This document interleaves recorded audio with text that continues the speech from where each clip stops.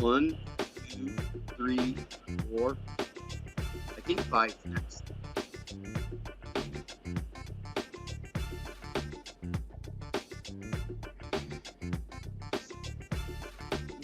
Trying to get the Ethernet cable out so it doesn't work. Anyway, I see Roland Martin on.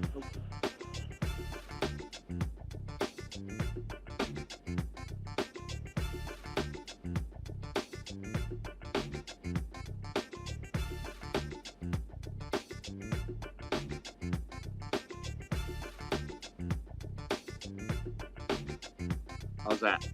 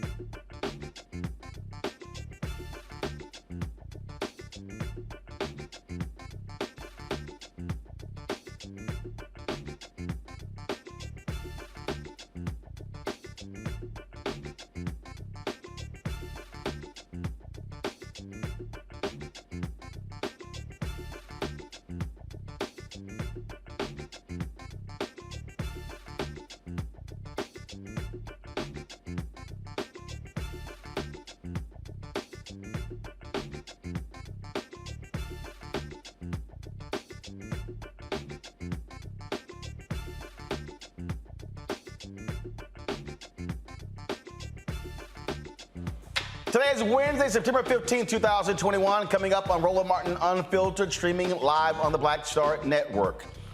Reproductive rights, voting rights are all hot topics across the country. So is the Remove the Stain Act. We'll be joined by the co-executive director of Four Directions Native Vote to discuss that bill, but also talk about the impact of voter ID in this so-called Senate compromise and how the act could actually impact Native Americans. 6 black men in Mississippi are suing pit farm partnerships for hiring white South African laborers and paying them more for the same job. An attorney from Mississippi Center will be here to discuss the lawsuit. The Liberian government preparing for its 200th anniversary of the resettlement of freed slaves in 1822, the country's founding as a republic. We'll talk with the Liberian Minister of State for Presidential Affairs and the Minister of Finance to discuss that big anniversary next year.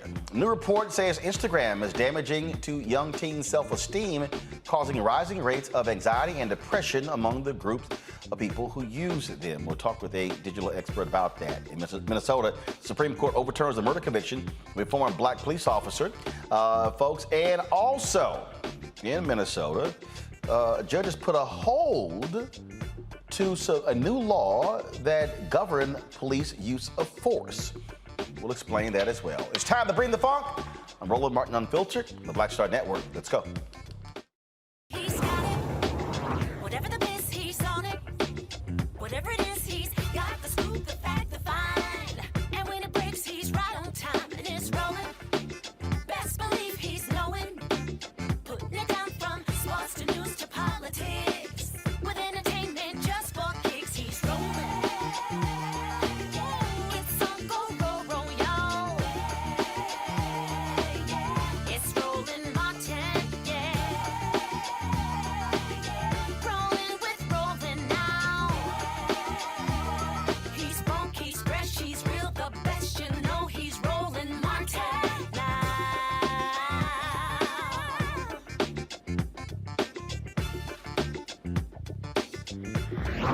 Martin.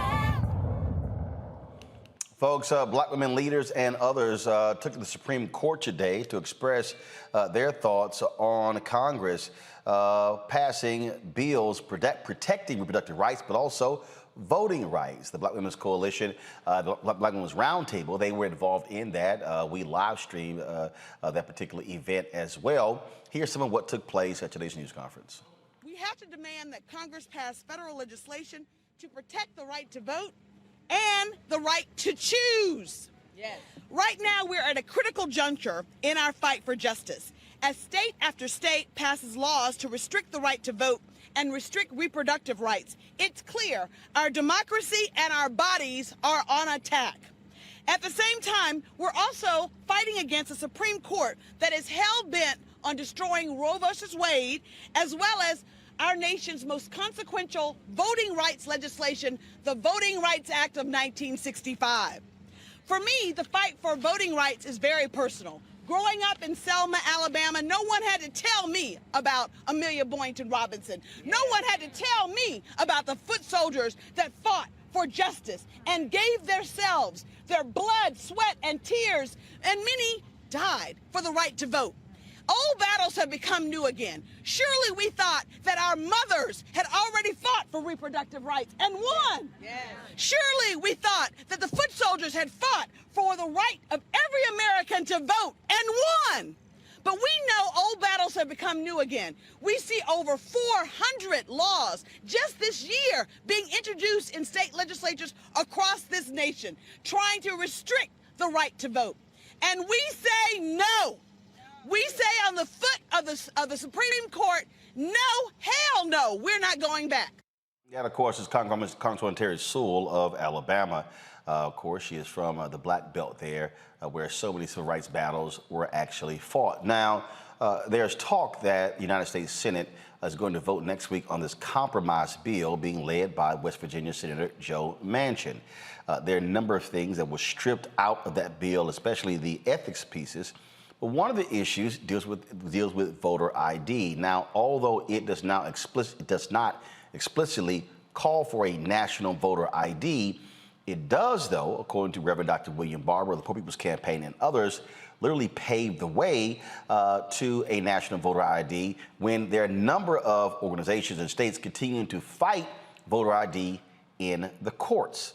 This issue of voter ID has an impact not only on African Americans, Latinos, but also Native Americans. Joining us right now is O.J. Siemens, co-executive director of Four Directions Native Vote. O.J., glad to have you back on Roland Martin Unfiltered. And so explain to our audience how Native Americans were specifically targeted in the last presidential campaign over the issue of voter ID. Sure. And first of all, thanks for having me here, Roland. And I want to congratulate you on your show of the Power Roundtable a few days ago. I think you straightening Governor Christie out, and I think we should name him now Governor Crispy after you roasted him, was pretty good. I mean, it's always good when you confront them with facts and they try to say that the words that you used aren't really the words that they understand. So congratulations on that. You did a great job. I appreciate it. First of all, voter IDs are really dangerous, not only to Indian country, but people of color, depending on where you live. On reservations throughout the United States, we do not have residential addresses. And so what is happening is by requiring a voter ID, they require a physical address on that. And so most Native Americans do not have physical addresses. And it is intentional, because I can tell you when we were in North Dakota and they brought this on, it was the 8th Circuit and the Supreme Court that basically said they could have this. And it was weird because during the primary, they were able to vote without that ID. And then it came to the election, or prior to the election, then they required it. So, I mean, it was very intentional. But what happened was these states all over the United States, if you look at your telecommunication bill or your cell phone bill, there's a surcharge on there. That surcharge is used and then from the federal government given to the states. And then the states use that. What they first use it for was to provide those residential addresses within the state. Now, they did it all over the state, but they never did it in Indian country. And then they realized that they didn't do it, so then they required physical addresses. I mean, it's just absurd. So it's a very, very harmful, strategic, surgical, I should say, move to lessen the amount of people that are able to participate fairly. We talked in Georgia, 150,000 Native Americans residing in Georgia. Native American vote was huge in the state of Arizona. That is a battleground there as well. You, of course, had a Supreme Court decision dealing with the Second Amendment and, the Section 2 of the Voting Rights Act. But you also have Arizona Senator Kristen Sinema, who's a Democrat, who has said she doesn't want to get rid of the filibuster, has been fighting that as well. And so many believe that the Native American vote is going to be severely impacted if Congress does not do something with the For the People Act. What is happening? How are Native Americans in Arizona putting pressure on her to say they need her to step up?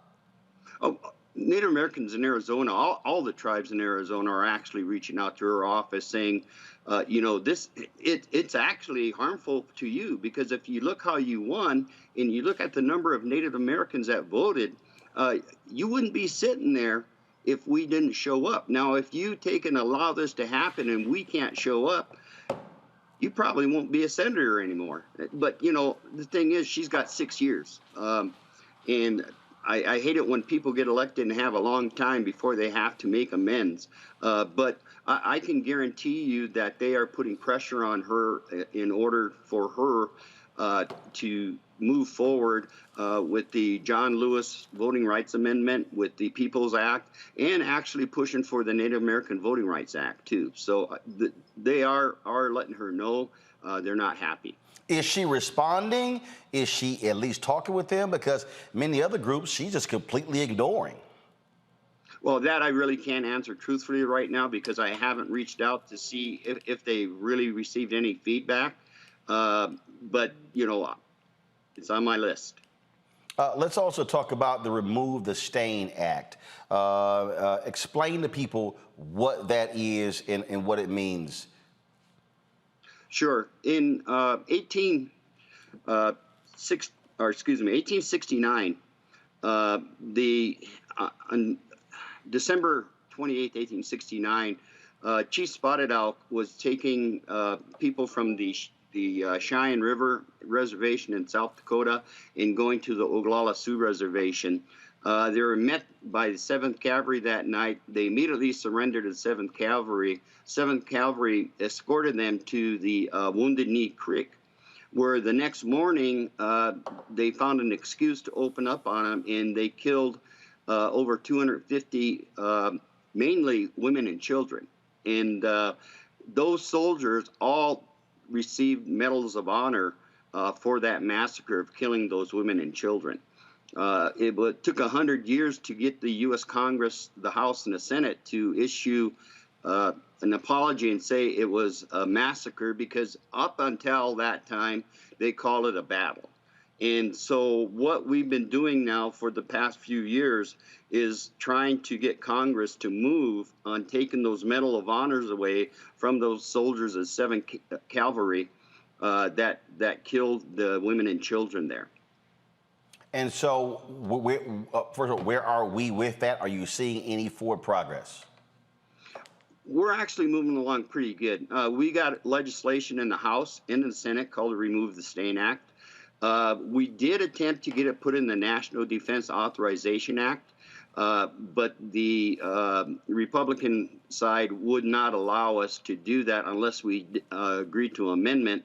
And that amendment was basically saying that, okay, we're gonna let the Department of Defense review it, but we want them to review it with the terms that were used in the 1800s, and basically saying that it wasn't going to happen. So we would not agree to the amendment, and so it did not get out of the committee because it was a 50-50 split.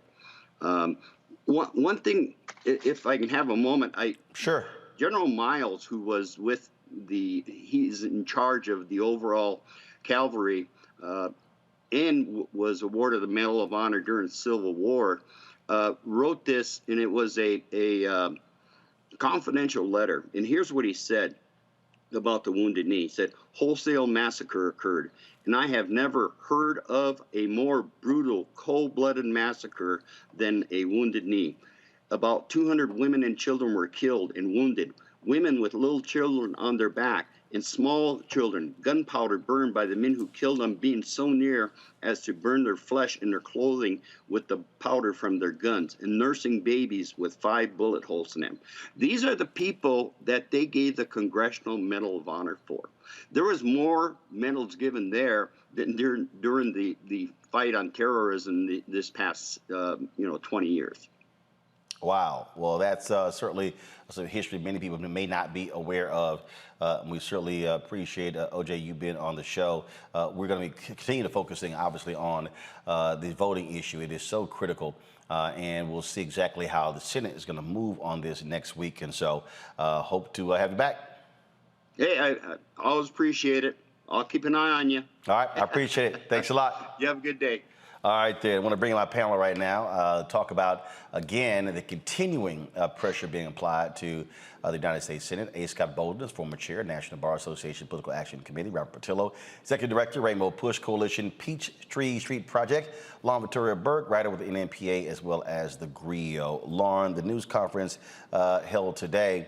What was key was that it was Black women leaders, but also you saw them bringing a lot of these white women out as well. We've been talking about that, how too many white liberals have been silent over this issue of voting rights. The reality is it's not just Black folks and Latinos who are going to be impacted, but it's also going to be white folks who live in the suburbs, young white folks as well. And so it's about time they speak up. We've seen Black lawmakers, of course, protest and go to jail. You ain't seen a white lawmaker go down there, led away in twisty ties or handcuffs. Right. The last few rallies have been more diverse. The one yesterday, the one today, And that is good to see. Unfortunately, it still does come back to the fact that the filibuster has to be ended in the Senate to pass real legislation. I don't care what watered-down Joe Manchin bill has been presented. I'm not sure why the whole big sticking point for Joe Manchin was voter ID. But I guess he's thinking he's going to appease what I would call his Republican colleagues, even though he's a Democrat. I don't think that's going to happen. I think the Republican strategy is to make it harder to vote. That's what they're doing in the states. And the only thing that can stop them is federal action. They know that. McConnell's not going to allow it to happen. So there are some really good provisions in this latest bill, the Freedom to Vote Act, one of which is actually to reveal the dark money groups and make them have to reveal who they are publicly. The other obvious thing is to make voting a federal holiday, which that should have been the case already. But I don't know. I don't think it makes any difference. It doesn't matter to the Republicans. They will always be against making it easier to vote because they understand that making it easier to vote means they are going to lose power. And the biggest thing I'm sure that they're looking at is the state of Georgia, which of course flipped with Joe Biden over to the blue side. And they can't have that happen again. So I think this is a kabuki dance, and we'll see what happens next week. But Manchin claiming that he's talking to Republicans is very cute. I don't think it makes any difference. So he still has not identified one Republican that is signed on. And that's the thing that Reverend Dr. Barber keeps saying. Scott, Manchin keeps talking about bipartisan. Yeah, but show me who you're going to bring along. This was Reverend Barber speaking on August 28th, the anniversary of the March on Washington for Jobs and Freedom.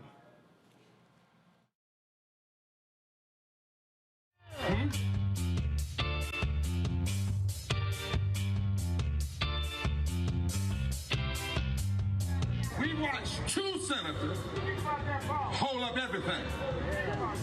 We got 58 black members of the Black Caucus, 100 members of the Progressive Caucus, and 2 black senators. What if those 158 members of the United States Congress were to say, you can't get our 160 votes until you do right by D.C., until you pass the Voting Rights Act, until you pass the For the People's Act, until you raise the living wage to 15. You said, Reverend Bobby, that's radical. Well, when we wanted freedom for South Africa, people protested every day in D.C. for 2 years. You can't get this stuff with one rally on an anniversary day. It took 381 days in Montgomery. From Selma to Montgomery, Diane Nash didn't come to the March on Washington. She went to Selma, organized for 2 years before John Lewis and others ever came there. And it took from January to August to get the Voting Rights Act. 8 months! The March on Washington was a day, but it grew out of the Birmingham campaign, which was weeks.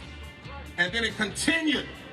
So if we want statehood, Madam Mayor, we can have it, but we got to organize to have it. How did Moses beat Pharaoh? He organized for it. How did Joshua bring down the walls of Jericho? He organized for it. How did David bring down Goliath? He organized 5 rocks so he could get his cousins too. How did Esther defeat the plan against her people? She organized for it and said, if I perish, I perish. But I'm going to see the king. Scott, bottom line is this here. Schumer says there will be a vote next week. I still need to see the numbers. I don't care. I don't buy nothing Joe Manchin says. I don't think there's going to be one Republican who goes along with this compromise. What did my colleague call it? Did you say a pookie dance or a bookie dance? Kabuki. Whatever type of dance it is, it's not going to be a winning dance. We may have a vote, but it's not going to be a winning vote until he brings some Republicans along. And notice the irony of Joe Manchin. He's one vote and is holding up the Voting Rights Act for millions of people. He comes out with his own bill, right? And then he tells you, sit tight, I'm going to bring some Republicans with me. And we sit there with bated breath because we really have no choice, because the White House and the powers of the Democratic Party simply will not do what is necessary to bring him in line and remind him that he needs to be from the Democratic side of the Democratic Party. And so we'll have a vote, right? But then the voters are going to vote in the midterms in 2022. And the question will be, will black people show up again to give Democrats the majority in the Senate and the House? And in 4 years, will they show up to do the White House and give them the Democratic vote when the Democrats haven't kept their bargain with black voters? Will we show up? And the risk is that we won't, but Biden and the leaders of Democratic leaders simply don't believe that. They want to pass infrastructure. They want to pass the Build America Back Better budget. They want to pass climate change to placate white progressives and white Democrats and white independents, right? But it's black people. It's black people who delivered the White House and the Senate and the House. And now that they're there, we are essentially being ignored. You got to call it the way you see it. And time is wasting. It's getting short. And black people, again, are being ignored and shafted by white Democrats who they gave their vote to. Why should we give them our vote again? Robert, this was, Lauren talked about the dark money aspect, but this is what Walter Schaub, who used to be the director of the Office of Government Ethics, tweeted out. He said the bill has to pass because voter rights are under attack, but he also laid out what's not in the bill. He said what was stripped out of the bill. He said, these are the provisions that the House of Representatives passed, but the Senate, no. This was a bridge too far for these senators. Somebody should ask them why. It said require POTUS, vice POTUS, plus candidates for POTUS, vice POTUS to disclose 10 years of tax returns. Stripped out. Require the Supreme Court to finally adopt an ethics code, stripped out. Void federal contracts with POTUS vice president and impose penalties for holding such contracts, stripped out. Bar spending federal funds on a business owned by the president or the vice president, cabinet officials, or their spouses and children, stripped out. Authorize the Office of Government Ethics to conduct investigations and issue subpoenas which can be enforced by a district court, stripped out. Authorize OGE to impose disciplinary action, stripped out. Authorize OGE to require agencies to seek OGE's approval when resolving conflicts of interest, issuing waivers, or handling other ethics matters. Require OGE to create a public online database for any records it approves. Require agency ethics officials to provide OGE with a broad array of ethics records and require OGE to post them online. Require a presidential appointee to recuse from any particular matter involving a party who is the POTUS who appointed him or her, the spouse or child of that POTUS, or an entity in which any of these individuals has a substantial interest. Again, all of this stripped out. There are other things that have been stripped out of the bill, and you have to wonder, as he said, what are y'all afraid of? Roland, this isn't a mystery. If you go into a room full of criminals and ask them to pass laws to regulate themselves, what do you think they're going to do? The reason those things got stripped out is because they got stripped out because these people have no interest in regulating themselves. And let's understand, the For the People Act was already too weak when it passed the House of Representatives. It was not responsive to the new wave of voter suppression the Republicans are doing right now. We're still talking about voter ID, those sorts of things. What Republicans are doing in 2021 is selecting their own voters. Look at what they're doing right here in Georgia. Look at what they're doing in Texas. They're attacking the right to vote in whole new ways. So you took a bill that was too weak to start with, and then you made it weaker. And then now we're talking about a compromise that paves the way for nationwide voter ID. Well, what the hell are we even voting on it for? Let's look at Georgia, for example. You know, that's where I'm at. So President Trump lost by a little less than 12,000 votes. There are 159 counties in the state of Georgia. He lost by a grand total of about 80 votes per county. So when you're talking about voter ID, you're going to be stripping out far more than the 80-ish votes per county that will be needed to get President Trump the White House, to get John Ossoff out of office, to get Raphael Warnock out of office, to give Republicans a filibuster-proof majority in the Senate, until they'll be able to govern by fiat from now until the end of time. What the hell is the purpose of us marching and fighting to get Democrats elected if they're going to be doing exactly what George Bush was trying to do back in 2004? What Scott was saying, I think, is putting it mildly. wildly. I feel like what Joe Manchin is doing right now is just throwing up smoke signals to try to run out the clock, because everybody knows that after Labor Day, you got about 90 days to pass legislation before everyone turns into campaign mode for the 2022 election cycle. So if every part of this agenda is not passed in the next 90 days, well, then we're not going to get any of these things done, because 2022 is going to be a dead season. After Joe Biden's no good, terrible, very bad summer, everything from the economic numbers to the pullout from Afghanistan, he's got to put points on the board. This is not putting points on the board. It seems as if they're trying to intentionally lose. They are trying to pave the way for the reestablishment of that MAGA government, which was going to be coming back in. President Trump is already running a Vichy regime in the shadows, and they have their candidates ready to run, rip-roaring, ready to go. They have their media apparatuses. They've got an entire cabinet in waiting, and the Democrats seem to not know what country they are running in. So the fact that they're not putting every effort into passing this entire agenda shows you that when they come to the community every 2 to 4 years and say, black women are the backbone of the Democratic Party, we know they're lying to you through their teeth. They don't give a damn about you. You're the last thing on that agenda. And at this point, anybody who's still falling for it, now you got to start looking at them sideways. So it's nice that the white women have finally decided to show up to talk about voting rights now that we have tied it to abortion. But I want to see them coming together, standing alone when it's not something that they want on the table also. Standing up for that coalition of people that they say is the backbone of the party, not just in election years, but during legislative seasons that we're not seeing it right now, and I don't think we're going to see it. We're not going to see the pressure put on Joe Manchin and Christian Sinema, because they have bigger agenda items they want to get passed. And because of that, I'm not going to blame black folks and be browbeating them when they say, well, why do I need to get out and vote? Because what we're seeing is exactly what the naysayers have been saying the entire time. Folks, again, supposedly they're going to vote on this next week. We're going to continue to cover this.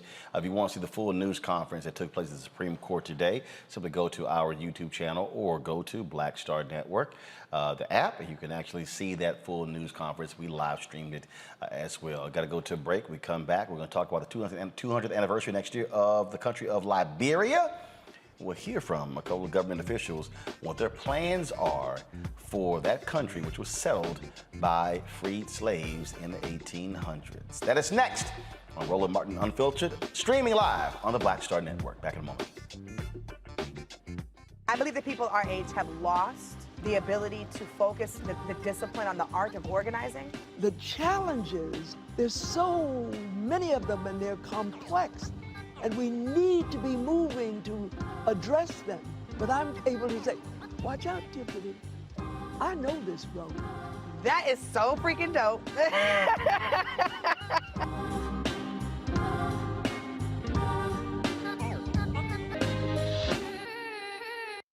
Floyd's death hopefully put another nail in the coffin of racism. You talk about awakening America. It led to a historic summer of protest.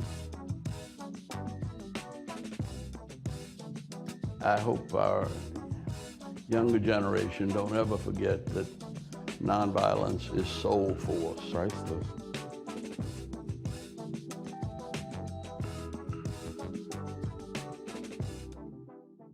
Carl Payne pretended to be Roland Martin. Holla! Hi, I'm Chaley Rose, and you're watching Roland Martin Unfiltered.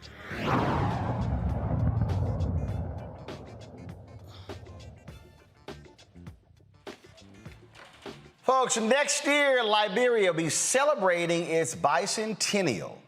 That's right, 200 years. Of course, it was settled by freed slaves. It is, of course, also the place where you had the first female president, the continent, Ella Johnson Sirleaf, as well. And so we're looking forward to that.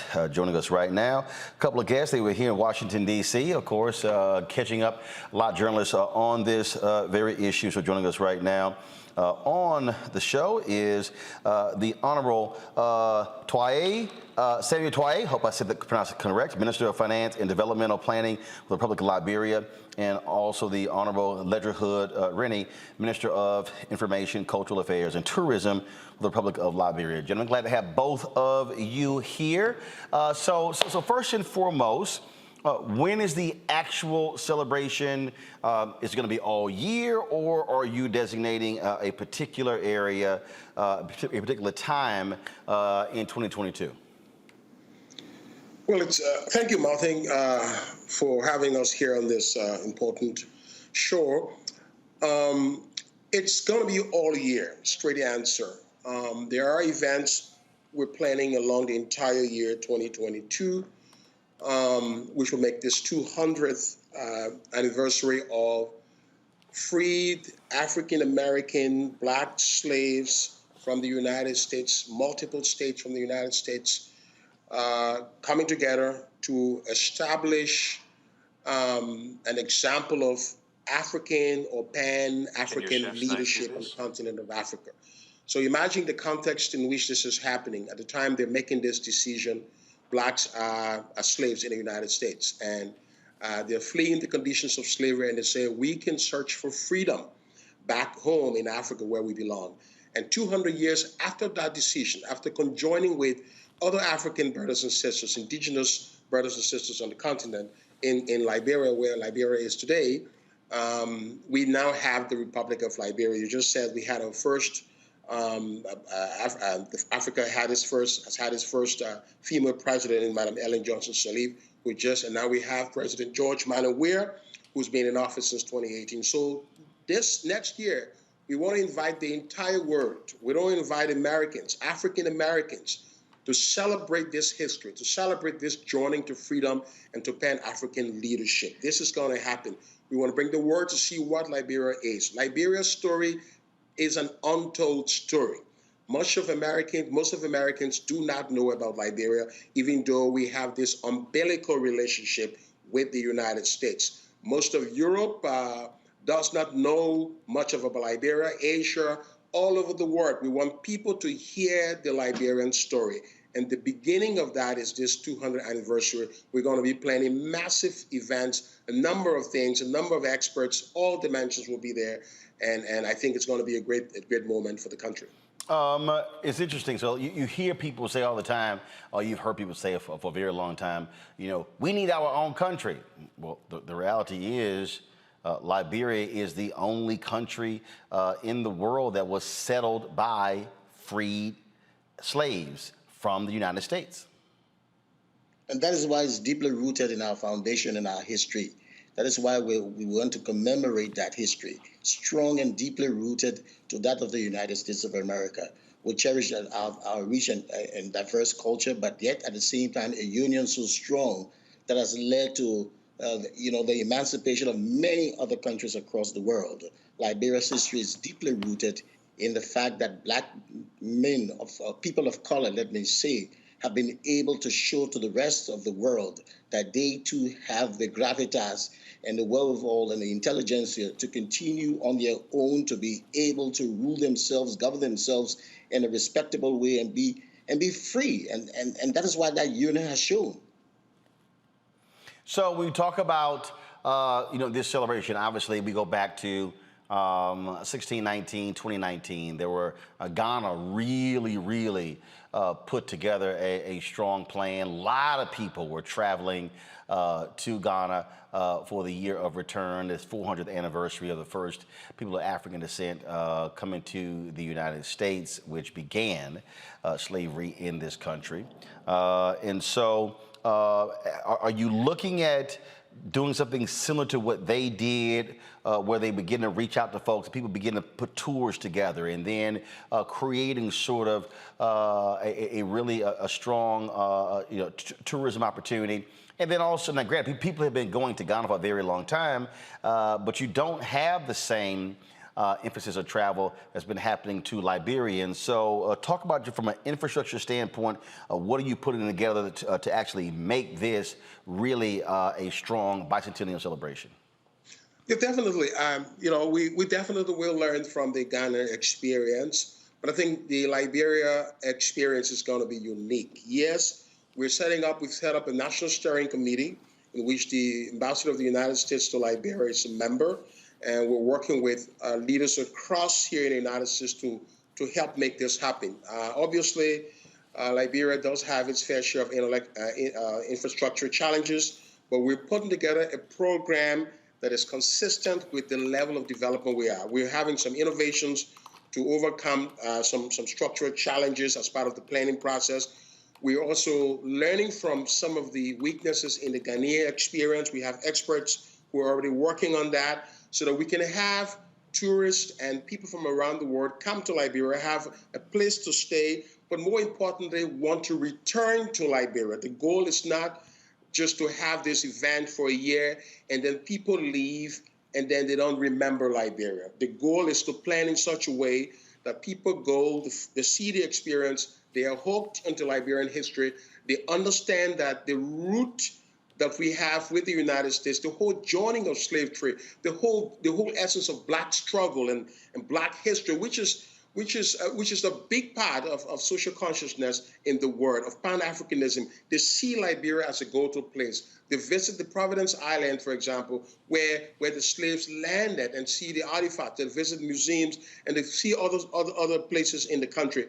They will have wonderful places to stay. We're looking for ways and convenient ways to accommodate as many persons around the world as possible, consistent with the constraints we have. But the real goal is to make sure that this is not a single event, that there's going to be continual flow after this event, that we become a tourism economy after this event, and we move in that direction. This is very huge for the country. Before I go to my panel for questions, you talked about the challenges that you have. Look, I went to Ghana in 2008. I was back in 2019, and I saw the dramatic change in facilities in that 11-year period. When President Johnson Sirleaf, when she was sworn in, I remember Bob Johnson, if I'm correct, didn't he also open a resort or a hotel there? Yes. In terms of that level of capacity, what are you doing? Are you also looking towards African Americans also for investment in terms of being able to build up your infrastructure ahead of the 200th anniversary? And when we talk about preparing for that, you just said something that I think is a lot different. When you travel to Ghana or other West African nations, typically people are going there and they are visiting slave dungeons, or they're visiting the places where people of African descent made their final stop before being shipped away. Well, the difference with Liberia, you just said it, you're going to be showing where they returned.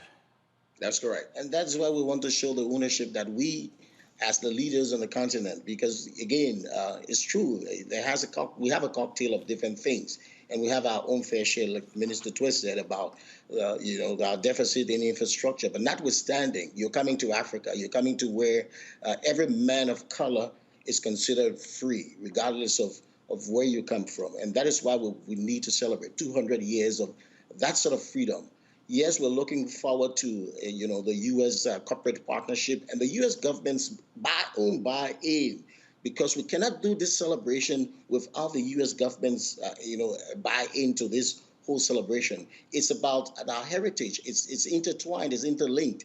Liberia cannot write its history without mentioning the United States of America. We see this as an opportunity now to rebrand Liberia, to take its place as the rightful nation in a community of other nations that has been there, talking about the freedom of Black people, championing the cause of other countries across the world, on the continent especially. There have been several movements that Liberia have had leadership roles in. So we want to make sure that we do not just have the Biden administration or the U.S. government's involvement in all of it. We want the corporate America to be involved in all of this also too. We want the African Americans to also be a part. So we're seeking this, confluence of partnership, so that we can make sure that when we celebrate the Black freedom race, because this nation is the pedestal upon which the Black people show to the rest of the world that without any assistance from anywhere, they can rule and they can build a nation that is enviable and that has all of the qualities that you would think about. Our country has a great history of democracy and deeply rooted to that of America. And we can tell that grandiose story when we celebrate in next year. And Martin, yes, go ahead. Martin, Go ahead.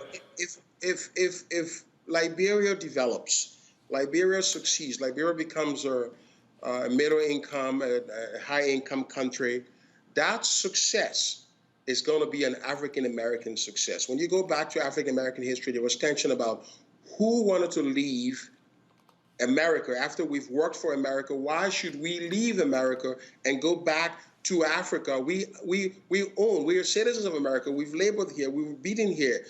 And then some African Americans made that decision. Well, 200 years from now, here we are. African Americans are here. They see life in Liberia. The challenge is that we want to make life in America nearly the same as life in Liberia. So we have a lot of development work to do. That work is ongoing. Next year, we want all African Americans to come and partner with us in this journey to perfect Liberia's development.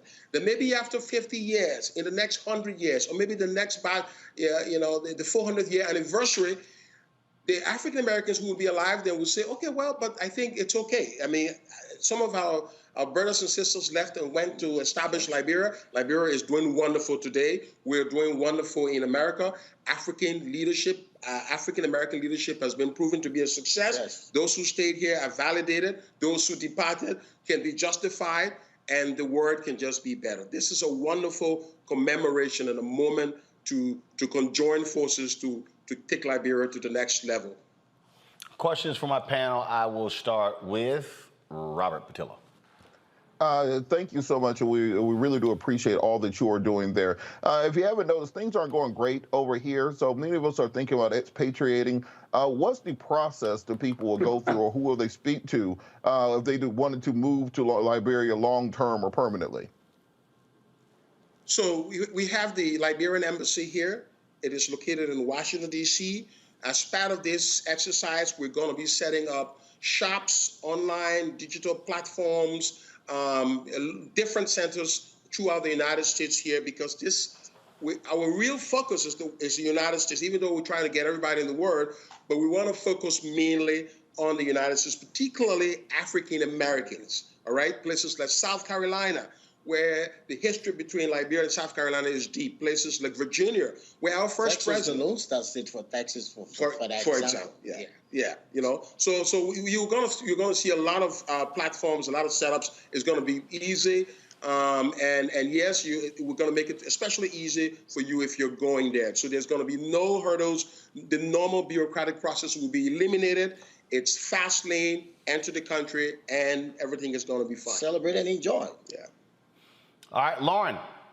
So, gentlemen, if there were two top lines that you could, impart on Americans for them to know about Liberia, what would they be? What would the top two things be that you would want Americans to know?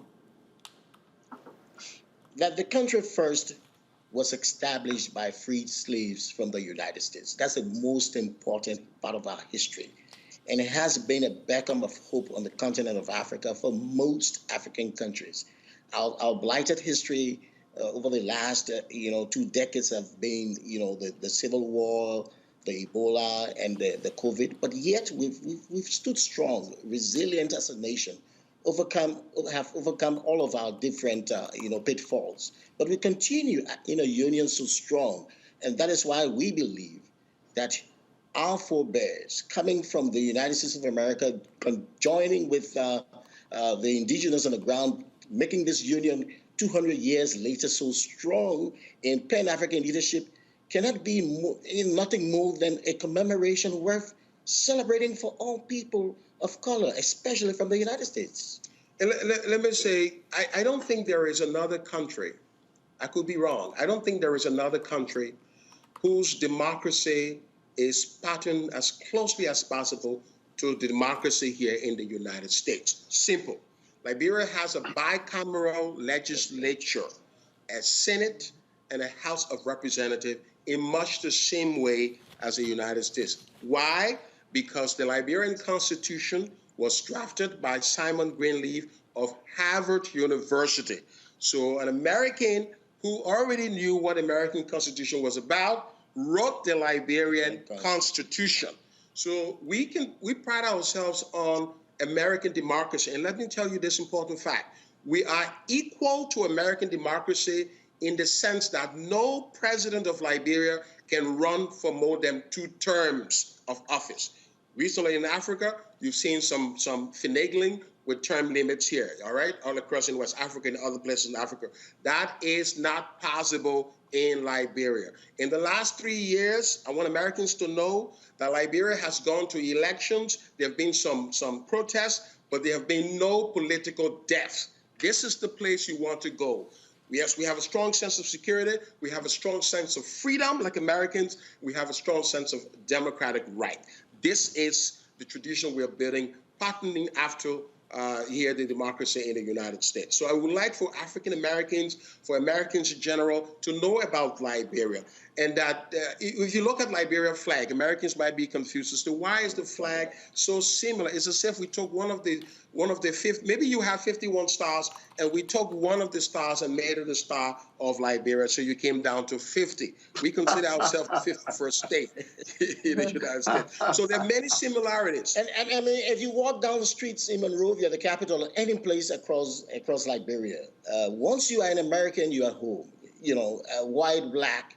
Once you say you are an American, you are home. Liberians love America. They dream eat America. The streets are named after Americans. The streets are named after Buchanan, Ashland, you know, and we can go on, Baltimore, you know, and Philadelphia. James Monroe. James Monroe, the capital city, is named after him. Yeah. So our history is intertwined. You know, we cannot divorce ourselves from the United States, and I believe this is an opportunity for that history that has been, you know, on the dustbin for a while to be dusted up and brought to the fold so that the world can understand that there is a nation on the African continent that carries democracy, that carries the freedom, unity, and respect for the humankind as its mantra for, you know, the human race. And maybe Americans don't know about Liberia because we've not asserted that leadership in the last 100 years. We've taken it for granted. Maybe this is the seminal moment for that assertion now. This is the beginning.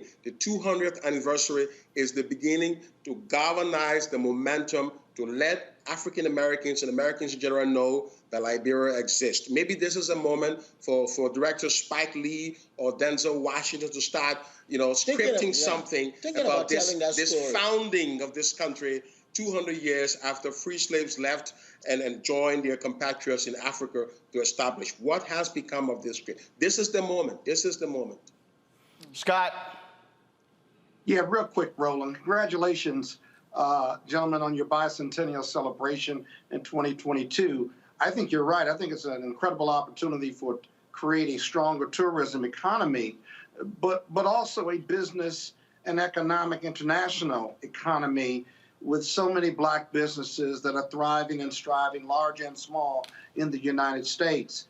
As a former chair of the D.C. Democratic Party, my question is rooted in whether you've been able to partner with the National Black Chamber of Commerce and other chambers of commerces in this country who have a thriving black business membership, because that type of partnership would feed and shape up nicely with what you're trying to do for 2022. Can you talk about what those partnerships are, or the ones that you're working on regarding chambers of commerce here in the United States? That is correct. We're forging these partnerships all across states in the United States. That's what this is going to be about. We're bringing delegations, state legislature, chambers of commerce from corporate America to Liberia. Senators, state senators, legislators are going to come with business people to see this. So this is going to start probably the end of this year, all running through next year. Now we're having the conversation. We're putting in place the structures for doing all of that. You're right. When you look at the number of American investments in Liberia, even though we've had this wonderful history, you can literally count American capital in Liberia. So you think Firestone, for example, right? Yeah. Firestone has been sold out. It's no longer an American company, I think, but we still associate that with America. So Firestone was a fixture in the American economy. Coca-Cola is another one. You know, you stop after naming 2 or 3. The key question is that there are lots of small businesses in America. There are lots of small entrepreneurs who could locate in Liberia. We want to use this opportunity of this 200th anniversary to begin to attract them, to have a conversation with these entrepreneurs in different state capitals. You know, African American business people, American business people in general. That's the conversation we're having. We're talking about investment climate. We're looking at opportunities that we can give these companies to locate. Liberia has a generous tax incentive for investors. We give you, input waivers for a period of 10 years if you're investing a certain amount above a certain threshold. We can give you tax waivers if you're moving into certain industries. So we have we can make special provisions for you for land and land ownership and all of that. All of these we're prepared to give just to attract the world and just to attract African Americans and Americans in general to Liberia. We want to use this as an opportunity to create an oasis of the United States on the continent of Africa. That you can leave from here at 6 to 7 hours on a flight and land in Monrovia, any part of Liberia for that matter, and feel at home, that you're not losing anything. And that is why we believe that this sort of partnership, corporate as well as political and social, will do us best if we can get this down the road. So Roland, real quick, I'm sorry, go ahead. Go ahead. No, the business incentives, I'm really happy to hear you talk about those business and tax incentives, because that'll be so vitally important to Black businesses in the U.S. who may not be thinking about doing anything internationally, but those opportunities are there. You present those business incentives, making it easier for our large and small businesses here to do business there will be the key to your success. So all the best of luck. Thank you. We do appreciate it. And I hope you'll be an ambassador for all of us to make sure that this works, because it's a home far away from home. Absolutely. Absolutely. All right. So I have a few more questions. Has any of you traced your origin back to Liberia? Have not. You should, Martin. You look just like me. I think we have something in common. Now, you don't look this good. Oh, hey guys, he thinks he is pretty. You cannot tell him anything. He thinks he is pretty. Whatever. All right, so I want to go over a couple of things, and this is sort of related to what Robert had to say. So Ghana did this. Are you looking at creating any dual citizenship opportunities? That's the first question. Mm-hmm. Yes, we're looking at those possibilities. Actually, our president tabled before the national legislature a dual citizen bill. So that conversation is happening right now as we speak. So yes, dual citizenship. Look, we have a huge population here in the United States. Probably around 400,000 Liberians of the 500 million Liberians live in the United States. They are American citizens. We want our people to have dual citizenship. The president has championed that. And so, yes, the answer is yes to that question. Remember, it's a union, of 200 years of free slaves from the United States and the indigenous people. So there's always an opportunity for that to be passed into legislation. Already there are many of Liberians living in the United States, as Tu had said, and they share in the dual citizenship of the United States. We too have no reasons why we cannot do the same for our brothers and sisters from across the globe, from across another part of the ocean, just about 8 hours away on a flight to Monrovia, to come and share in the glory of a land, and couched on the fact that the liberty is for all of us. Now I'm glad that you said that. So like I was pulling up, go to my computer, I was just on the orbits, and I was looking at flights. So are there direct flights from the United States to Liberia? At the moment, no. But before the war, there was a Pan Am flight directly from the Roberts International Airport to the John Fitzgerald Kennedy Airport here in New York. So and Delta was also there, but because of economic reasons, right. They were unable to continue, but we're working on that. So if you're going to have, that leads to the next question. So we saw, look, the airlines made a lot of money, Black folks and many people from across the African diaspora who traveled to Ghana in the year of return. So are you having those conversations with Delta or American saying, hey, Folks, listen, if you're going to have a lot of black folks from the United States traveling to Liberia to celebrate the 200th anniversary, the opportunity, because, you know, again, I'm looking here, I just put in just, you know, let's say you left on January 10th and came back on January 24th, it is showing, you know, 2 stops flying from JFK to Paris, another stop to get to Monrovia, and so that's just one thing I was just looking at. And so those conversations are ongoing. That is correct. We're having those conversations with American Airlines, and this is going to be a part of the package. Okay, all right. So that's one thing. So you know, we have obviously a digital show. I launched Black Star Network, and actually that name came from Marcus Garvey's cruise line, because he wanted to create that to connect people in African Americans with the African diaspora. Of course, you have Black Star Square there in Ghana. And so in terms of your internet infrastructure, and so let's say we stream this show. So for us, if I decided to broadcast, if I decided to go to Liberia and decide to say, okay, fine, you know, as a part of this, we want to broadcast. Right now, it's 7:05 our time. It's 11:05. So if we broadcast live from Liberia, it would be at 10 o'clock at night when we do the show here. Live. And so let's say we cover stuff all throughout the day and then we go live. So from an internet standpoint, infrastructure standpoint, where are you with that to ensure that we're getting a strong, stable signal to be able to broadcast? That is correct. We have the bandwidth to do that. We have 2 major telecommunication carriers in Liberia, Orange and Lone Star. And our internet is probably a little stronger than what you have here in the United States. So you have to test that, Martin. You have to test that. Okay, look, we read. So here's the deal. Like I say, I went to Ghana in December 2019 when Bakari Sellers reached out to me saying the breakfast y'all putting together.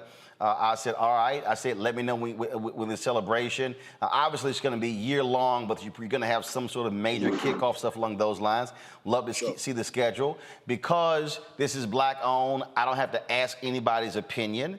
We definitely can bring the show to Liberia and broadcast from Liberia next year. Set up the infrastructure for you and make sure this is our first break. You have a seamless broadcast. This is our first break, and we're having our first break on a black-owned show. That's it. So talk about Pan-Africanism. So we absolutely will talk and connect in terms of, you know, hotels, booking rooms, all that sort of stuff like that, bringing our crew, shooting stuff. I also would like to know, and again, this is where I think also for you, when I was in Ghana, I hired a crew there, so I also believe in giving folks opportunity there. So the folks there who do audio and video, we want to connect, and so I look forward to having a greater conversation on what we can do to help participate. I'm sure you guys are going to be advertising. You're going to be trying to reach a lot, and so we reach a whole lot of black people,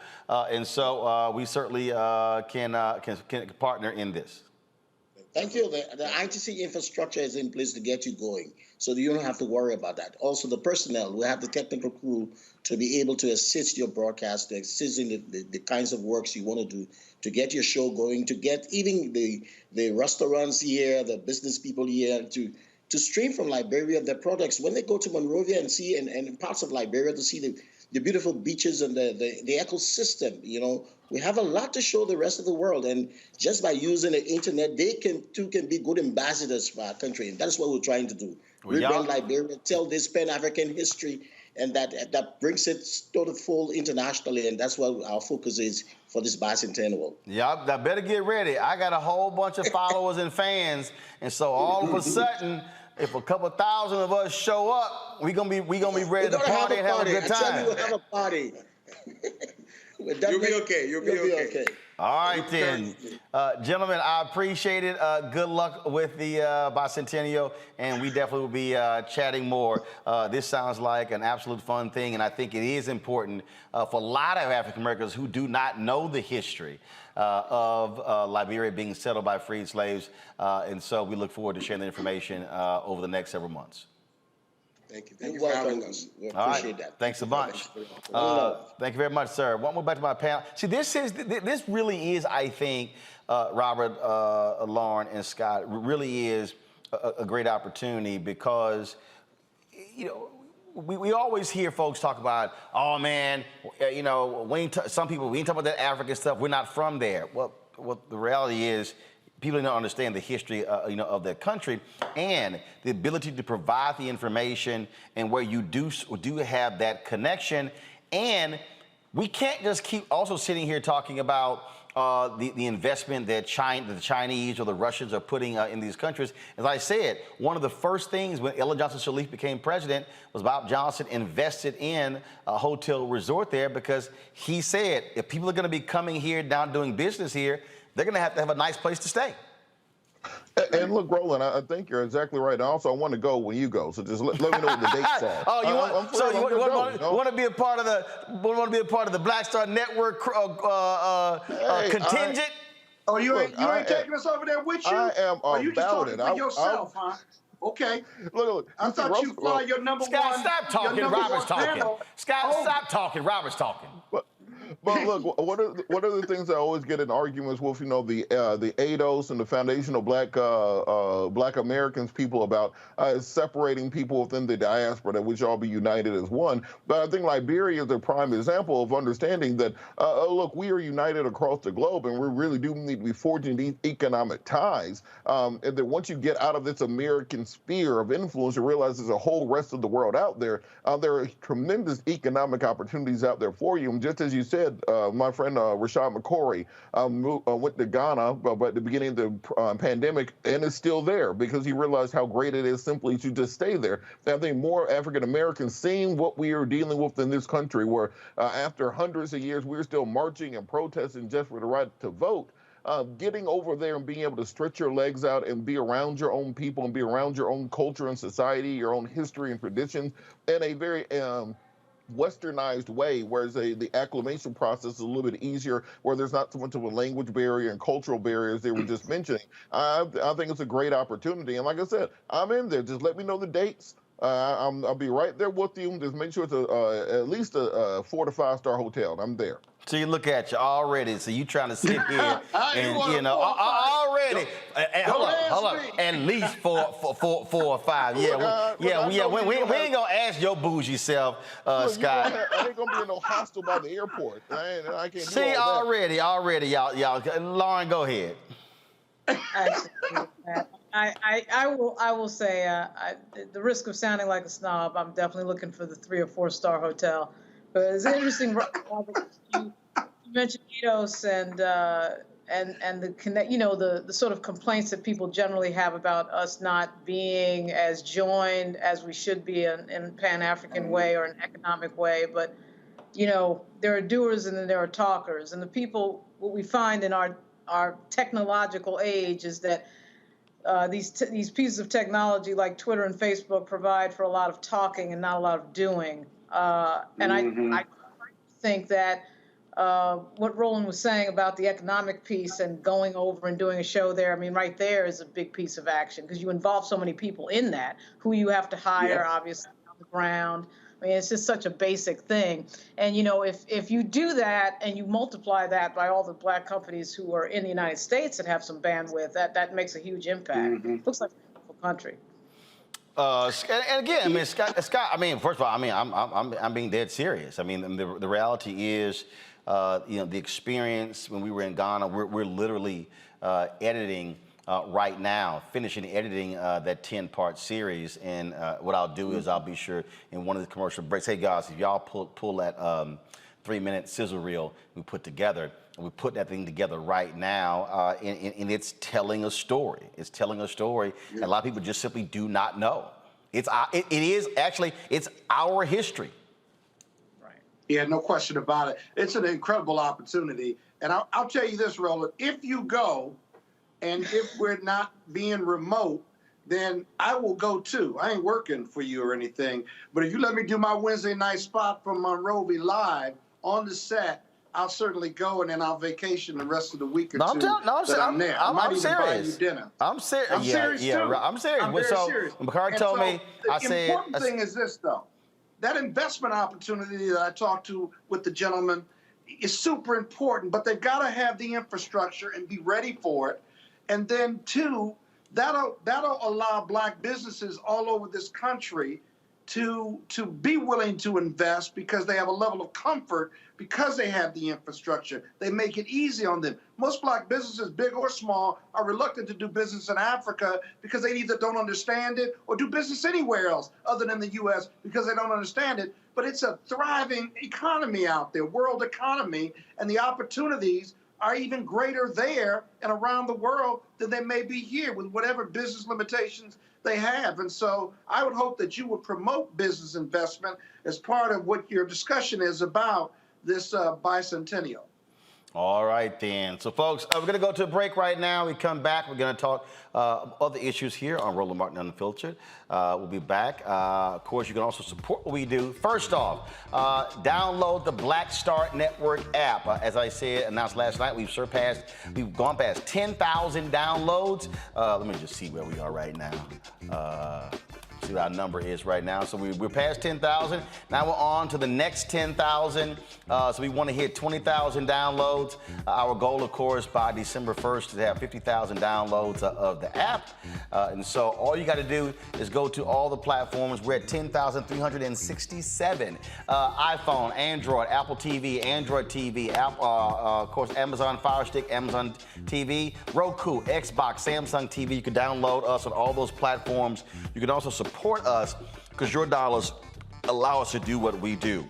We were, of course, in Atlanta last night at the Four Brothers Only meeting. Phenomenal conversation. If you missed that, y'all go back and watch that show. It was unbelievable. And so check it out. It's right there on the Black Star Network app. It's also, of course, on our YouTube channel. Go back and watch that. And so check it out. You can support us. Cash App, $RM Unfiltered. PayPal.me/R Martin Unfiltered. Venmo.com is /RM Unfiltered. Zelle is Roland@RolandSMartin.com. Roland@RolandMartinUnfiltered.com. In this break, I'm going to show you, of course, the teaser of the 2019 project that we're putting together, that we are editing. And so after we show you this, we'll come back right here on Roland Martin Unfiltered on the Black Star Network.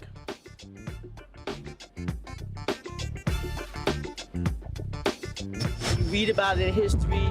You know, you talk about, you see it on our side, you know, of the United States, but to actually come here and see where this story of slavery started, and connecting the dots is just a wow factor for me right now.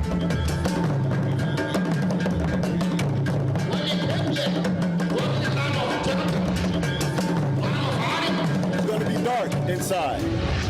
You might not see too much, but you're going to feel everything. Just imagine to see prisons in the yard in the United States. What is required in 2019 going into 2020, essentially for us to be reprogrammed where what they taught us needs to be removed and extracted. It just doesn't make sense that the richest continent in the world should be inhabited by the poorest people in the world. Part of that is by design. Self-hatred has been a very tragic part of our whole existence. And I'm not blaming anybody for it, but if you look at most characterizations of being of African descent in the world, it's with these kind of tags. Always say, you're gonna do a lot of shopping. They go, oh, I don't think so.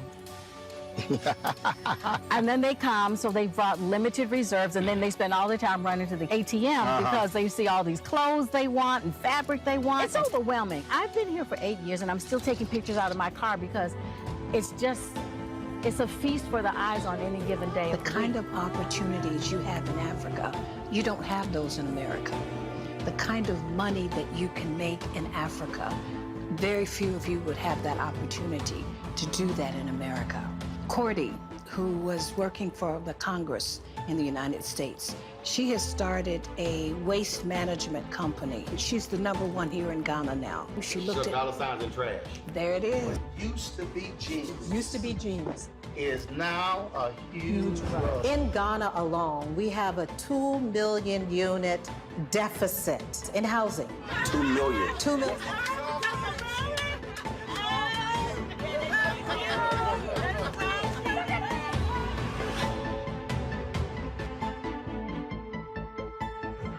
Seven of the 10 fastest growing economies right now are African nations. Why in the world would we not be trying to figure out how to connect? Because the Lebanese are, the Chinese are, everybody else is doing it. We will be crazy to do it. And it's with people who look like us. We will be crazy to do it. Crazy to do it. Crazy to do it.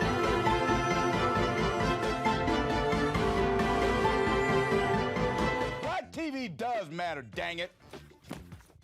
Hey, what's up, y'all? It's your boy Jacob Lattimore, and you're now watching Roland Martin right now.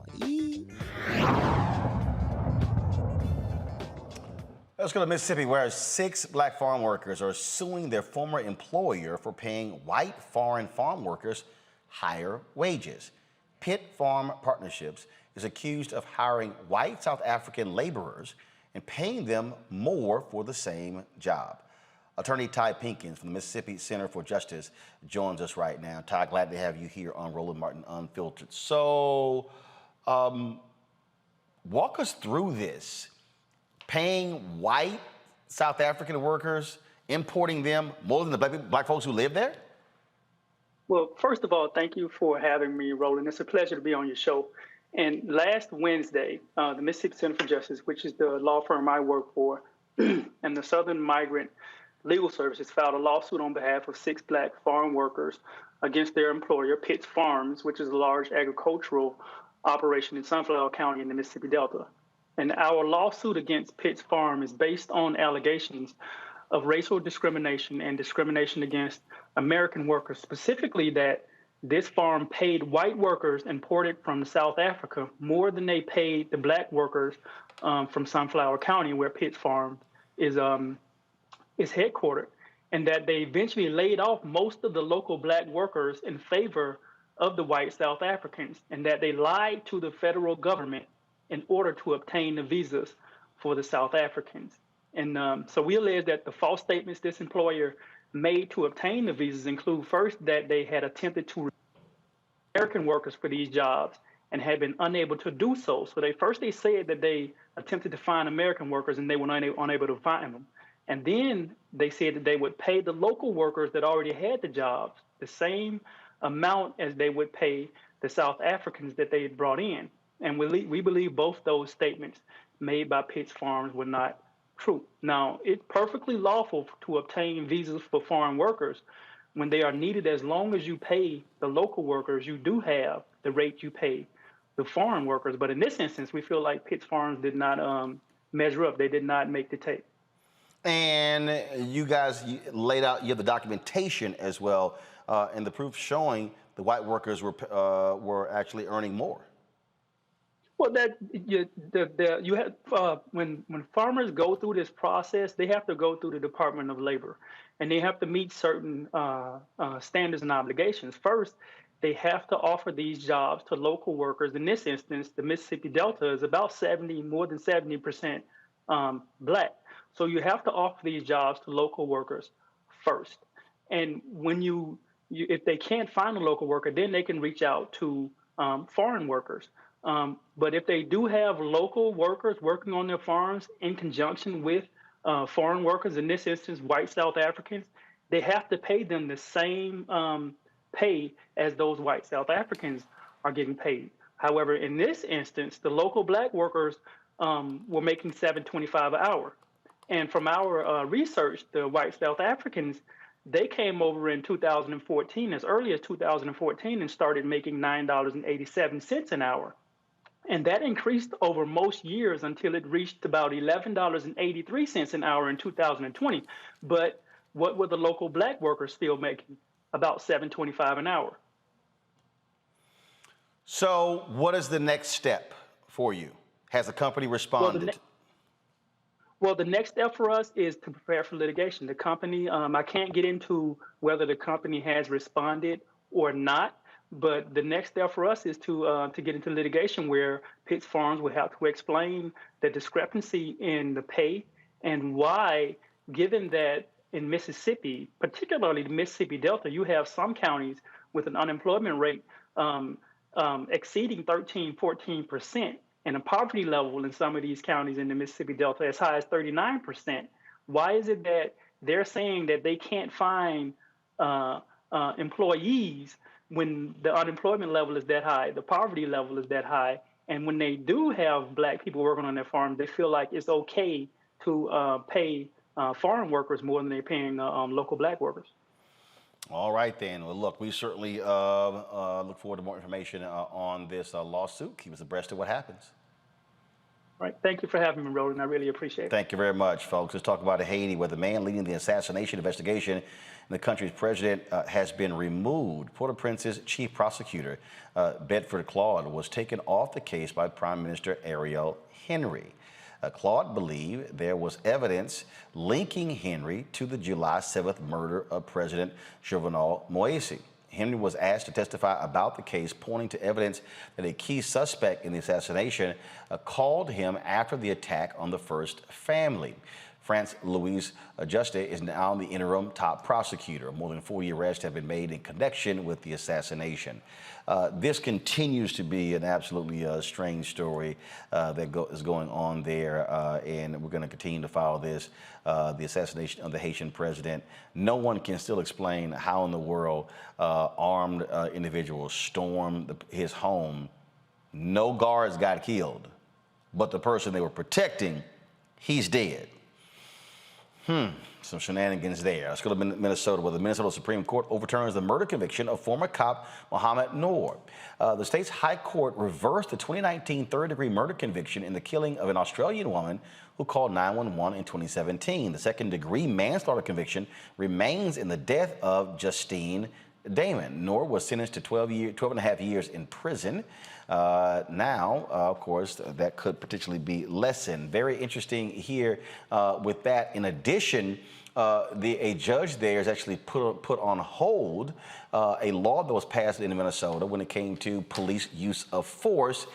He said that this thing must be, they must get this right when it comes to this use of force and allow this other case to move forward. Scott, it's interesting looking at these two here. Minnesota is sort of this battleground. We know where George Floyd was murdered there in Minneapolis. Those police officers going on trial. Yet this case here, where prior to the cop who killed George Floyd, yet the brother who got convicted when previous white cops had killed folks and they didn't actually get convicted. You know, the legislature who changes the law, now judge says, hold up, let's back off of actually instituting this and some other things get sorted out. And so you're seeing how, they're seeing where, I'm always talking about this here, where you can fight for change in the streets for policy to be made, but you can't ignore what the courts do. Yeah, but the courts still have to follow the law. And if it's new law, how they implement it, is it retroactive or not, is going to be what you need to watch here. You know, Minnesota has some really peculiar criminal statutes. One, I don't believe the police union supported the Ethiopian police officer. You didn't hear about that. They didn't issue any statements, I don't think. And so the dichotomy, not the dynamic between Chauvin and these police officers who are still need to be tried, other than Chauvin, although Chauvin and them will be tried on the federal level too. And then you juxtapose that with the optics that you have this black police officer with white police officers, and he shot accidentally, or whatever the allegation is, a white woman in an alley who allegedly was reporting a rape, or they had heard a scream and what have you. It doesn't cut down the middle. It cuts across and cuts to this black police officer. And the racial dynamic and difference with how these cases are perceived are consistent with what black people say versus white people. Black people, they don't see us. The police don't see us, if you will. And now you have a black person with a badge on who by accident or purpose, whatever he was convicted of, he still doesn't enjoy the fruits of protections of the criminal justice system or the police union, if you will. You can have a lot of analogies here, but it's just a weird circumstance and one you can draw a lot out of, but it's still consistent with how black people are treated in America and how white people see white people through the white privilege lens and how black people see life in America through the reality image of what they've lived. Robert?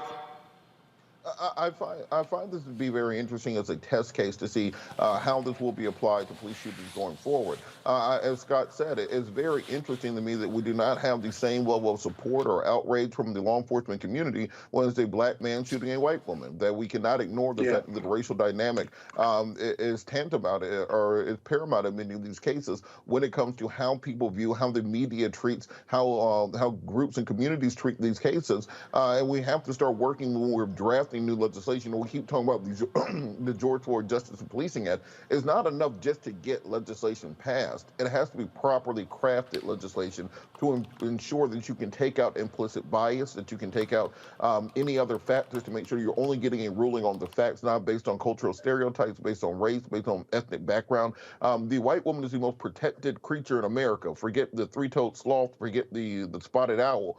We don't protect anything like white women in America, and I think it's very clear that in this he said it too. I think it's very clear what they're doing. He said it. He just said it. Oh, man. Go ahead on, brother. Keep going. I'm listening. Oh, no, that was it, Scott.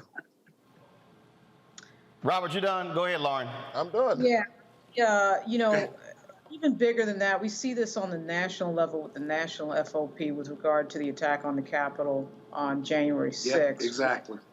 You heard all of those African-American cops speaking about how they were treated, what happened to them. You heard absolute dead silence from the national FOP. It should have been impossible. Here you have an attack on the U.S. Capitol. It doesn't get any more dramatic than that. It doesn't get bigger than that unless it's the White House, right? And the national FOP said absolutely nothing. And I don't know, A. Scott Bolden, it seems to me somebody should be suing over that. I mean, it's sort of obvious, right? I mean, you got to be Irish American before somebody says something at a police union or national FOP. You know, I mean, it's just obvious that when it's a black cop, nobody cares. Nobody cares in these organizations. And they're not even trying to pretend. There's no pretense. The shield is off. They're not trying to pretend they care about black cops. So I don't know what that's about. I don't know how they may. You know, if a black cop gets killed in the line of duty, they tend to show up and have a large procession if it's a high-profile matter. But I wonder if they show up if it's not a high-profile matter. I don't know, and I can't cast aspersions, but it feels that way, doesn't it? It just feels that way from a perception standpoint.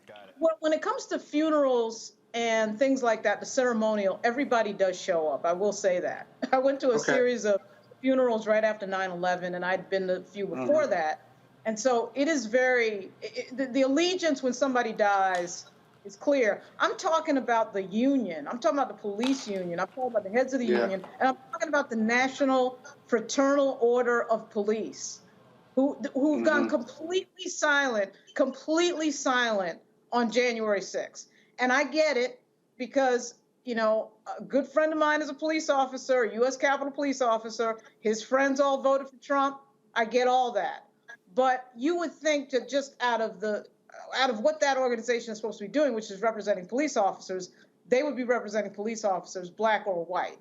And they don't do it when the police officer is black. And it's right out. Well, you see the same with the National Rifles Association. National Rifle Association. One second. I got to cut this conversation off because I got another guest waiting, and I got to get to this next story. 4 elite gymnasts testified before the Senate Judiciary Committee today about this shameful abuse that they suffered at the hands of former Team USA doctor Larry Nassar, in addition to how the FBI completely botched the investigation. First of all, Christopher Wray, the FBI director, apologized how the FBI conducted the investigation. Among the people who testified was Simone Biles, who blasted the agency, citing everyone is to blame for letting this happen. I don't want another young gymnast, Olympic athlete, or any individual to experience the horror that I and hundreds of others have endured before, during, and continuing to this day in the wake of the Larry Nassar abuse. To be clear, Take your time. To be clear, I blame Larry Nassar, and I also blame an entire system that enabled and perpetrated his abuse. USA Gymnastics and the United States Olympic and Paralympic Committee knew that I was abused by their official team doctor long before I was ever made aware of their knowledge. In May of 2015, Rhonda Fayen, the former head of USA Gymnastics women's program, was told by my friend and teammate, Maggie Nichols, that she suspected I, too, was a victim. I didn't understand the magnitude of what all was happening until the Indianapolis Star published its article in the fall of 2016, entitled, Former USA Gymnastics Doctor Accused of Abuse. In July, Justice Department Inspector General report found FBI officials failed to respond to allegations with urgency and seriousness. Lawmakers on both sides are calling for answers from the Bureau. Larry Nassar was convicted in 2017, folks, on abusing 10 girls, but 265 young women have stepped forward and said that he sexually abused them. And so that was a shocking and devastating testimony today there on Capitol Hill. Folks, let's talk about this Wall Street Journal story that came out today that shows that young teens are greatly impacted by what they are seeing on Instagram. In fact, it shows that it speaks to how they view themselves, how they, and this is broken, an internal report. In fact, and they say that these teenagers are greatly impacted negatively by Instagram far more than any other app, including TikTok, Snapchat, as well. Now, Facebook, which owns Instagram, this is a driver of their revenue. And so this report was received based upon information that the Wall Street Journal received. And these platforms, according to their own internal folks, were flooded with unrealistic ideals of body imagery, career ideals, and even dietary plans ready at their fingertips. Instagram is linked to the rising rates of anxiety and depression among the groups of people that use them. Almost 6% of American users trace their desire to commit suicide back to Instagram. Joining us right now is the founder of Stop Online Violence Against Women, Shireen Mitchell. Shireen, glad to have you here back on Roland Martin Unfiltered. What's interesting about this report. This is an outside group making allegations. It's literally from the inside of Facebook. They've been saying one thing publicly, but internally know something completely different.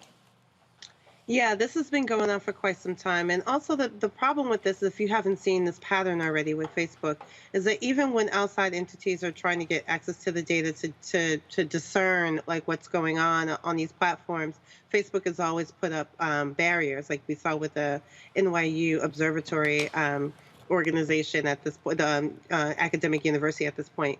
But the fact that they have multiple internal reports that they deny or they don't act on, or they decide to make a decision that is not in the best interest of its users, no matter what their internal reports are. But just to be clear, like Instagram itself is the majority of users is 22 and younger.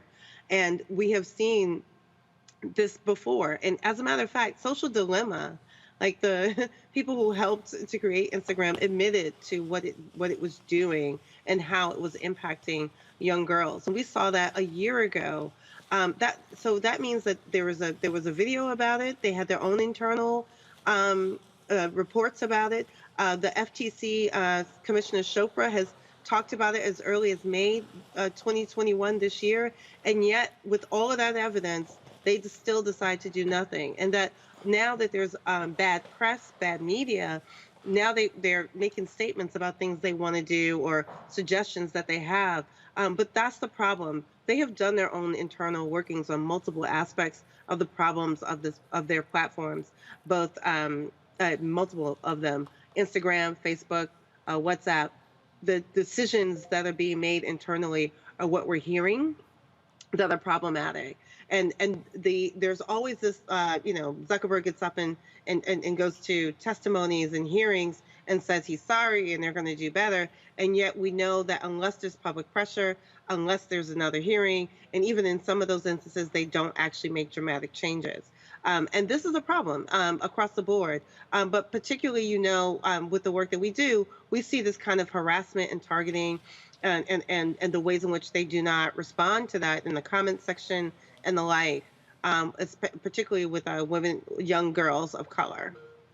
And the thing here that jumps out is saying one thing publicly and knowing something else totally privately. And so what do you expect? I mean, what can be done against them? Look, they understand this. Look, it's $100 billion. They know the amount of money that they're earning as a result of this. And one of the founders of Instagram acknowledged, there's an issue, but they always say, there are great things that we're able to do with these platforms. But when you start talking about how it is affecting these teenagers mentally and how it's causing other health issues, when you talked about that particular documentary, it was stunning watching it because they knew. I mean, how they built these algorithms and how they did things to grab your attention with the likes and all different things along those lines, how it impacted people personally.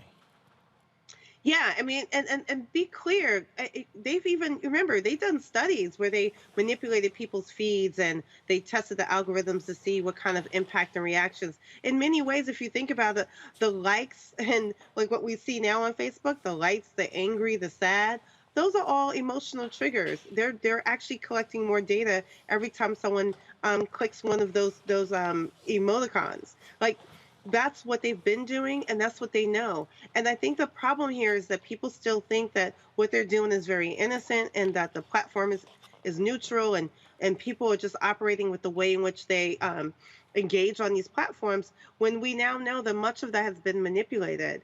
And that's the problem that we're having. And now we're talking about children, but ultimately across the board, I mean, they have been manipulating emotions and allowing disinformation all the way up to the rage and the violence that we've been seeing since January 6th.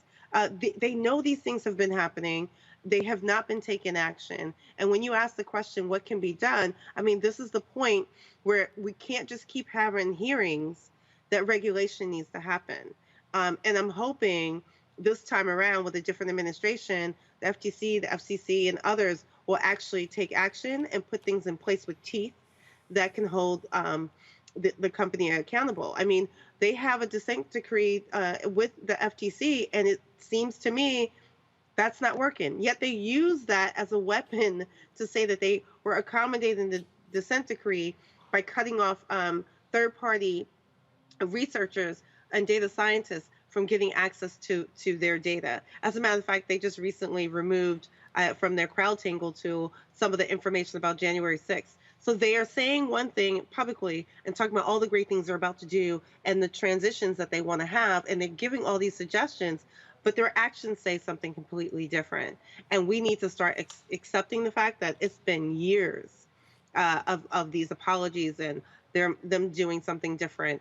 Now children are being affected. Like, we know that there's been pushback from them about the COVID information. They've been focused on that now. And I just feel like at this point, we need to take more actions and hold their feet to the fire a little bit more. I do think that we have, I've said this before, where other countries may, kick them under the table. America constantly plays footsie with them, and they are beholden to certain aspects of these debates that I just don't think that we're holding them accountable to what they're actually doing to the users. Lauren Burt.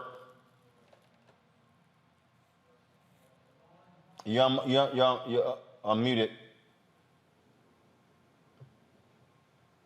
Everyone understands. Can you hear me? Yes.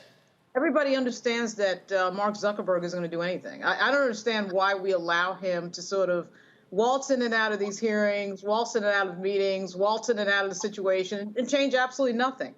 And it just keeps going on and on. The only thing Mark Zuckerberg cares about is making more money. That's it.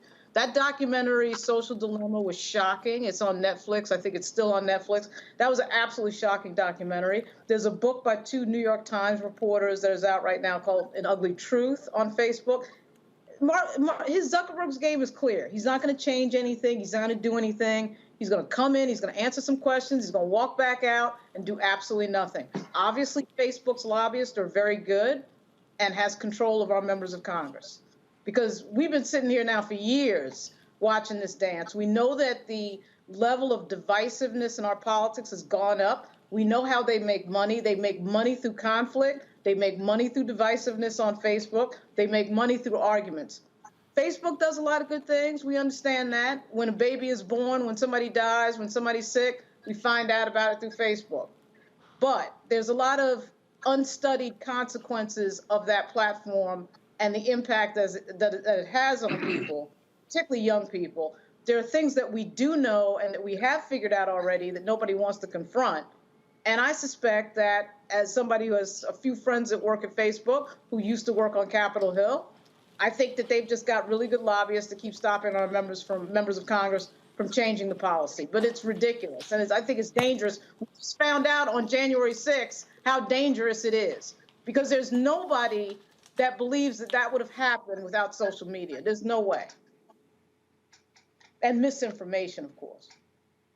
Okay, but then isn't Facebook and social media nothing more? And I'm not saying it's innocent when I say nothing more, but isn't it a reflection of everything else that's going on in America? No. And do you want to regulate everything that's going on in America, good, bad, and ugly? No, it's not. And here's so Shireen, please explain. How come it's not? Because Shireen's about to explain.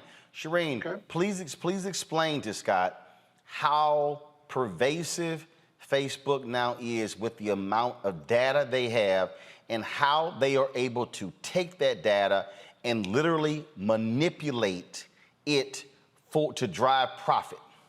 Yeah. So I think there's a couple of things. Like we do this data analysis and we get as much data as we can from Facebook and other platforms. And so I think what you're trying to say is that you feel like this is a reflection of where America is right now. And sometimes it is, but sometimes it is an exacerbation of that. So when you see the way the data has been collected, again, when I talked about those emoticons, right? They are collecting data on people's emotions and figuring out which content gets the most emotional reactions out of people. And they're using that to discern which additional content is presented to you. So if you know, to be honest, when a lot of the happy stuff that goes on does not get as much traction as the horrible stuff, as the deadly things, as the harmful things where people are threatening each other, the violence, the attacks, the ways in which that is happening in our communities, in my opinion, is probably very different. But Facebook is actually measuring that data and actually using their news feed, and they've said this multiple times themselves.